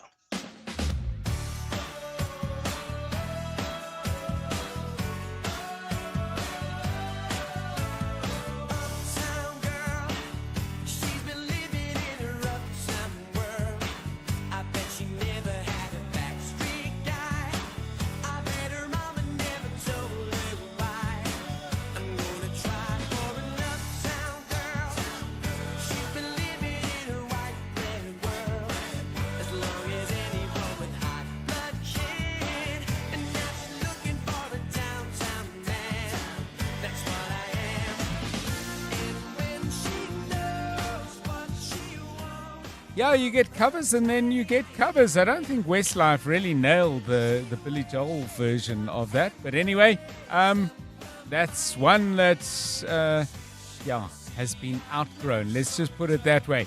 If you've just picked up on our musical theme for today, musical musicians or songs that you just loved and then kind of outgrew and you moved on, even if the band kept churning them out.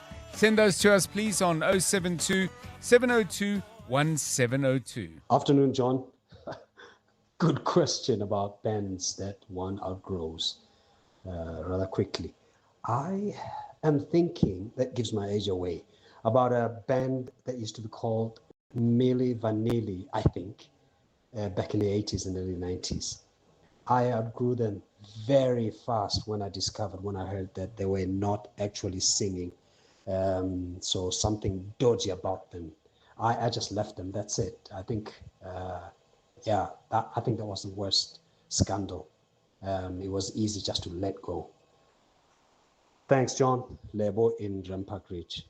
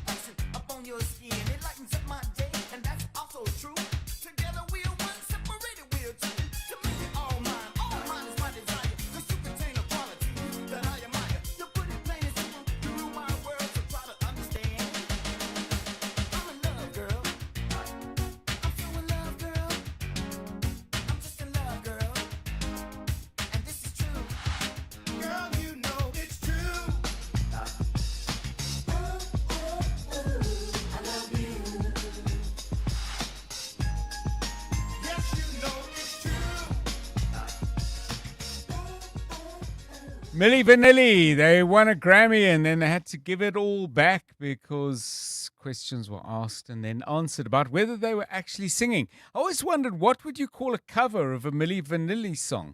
That would get complicated, I guess, but presumably people did some covers. Songs and artists and bands that you kind of outgrew, fell out of love with. Let's hear some more. Hello, John and team. An artist that I used to love listening to was John Legend, and the song was All of Me. And yeah, recently, not so much anymore. Thanks for a great show. Bye. Hi guys, one band that I've stopped listening to and I feel like they've fallen off the face of the earth is Black Eyed Peas. I think I just outgrew them.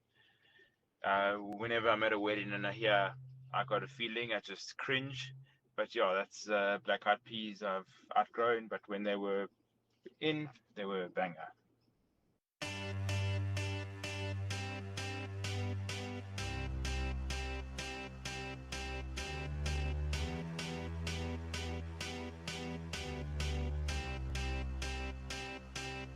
I got a feeling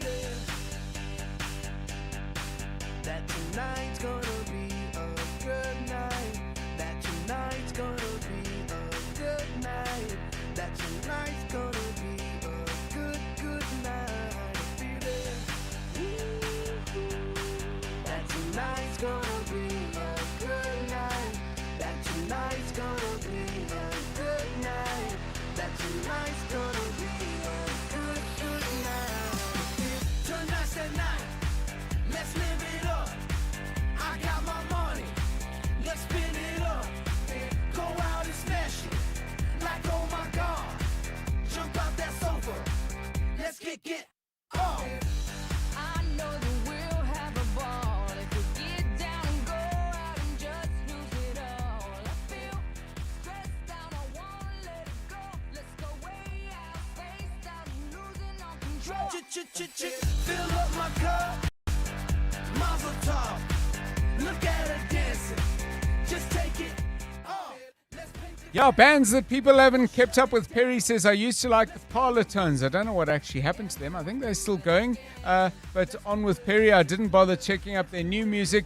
Please play their song Colourful. I don't think we got time for it, so let's just share a few more of your notes. Junaid says, I think everyone has outgrown the I'm a Barbie Girl song. Except, I guess, for the people who haven't outgrown the I'm a Barbie Girl song. And then this one, way back from Catherine, sending us this from Plettenberg Bay. Lucky you in that part of the coast. Catherine says, the band that I've outgrown is Bread. I played it all the time. My kids talk about it as part of their memories of their childhood home, but no more. And speaking of no more, we have no more time. This has been 702 Drive. Have a great Wednesday. Good night. Let's live it up. Let's live it up. I got my money. Hey. Let's spin it up. Let's spin it up. Go out and smash it. Smash it. Like oh my God. Like oh my God. And now, The Money Show. With Stephen Grootes, live on 92.7 and 106 FM. Streaming on the Prime Media Plus app. And DSTV channel 856. The Money Show with Stephen Grootes is brought to you by ABSA Sponsorships, proud sponsor of the ABSA Cape Epic, celebrating 20 years of taking it to the trail.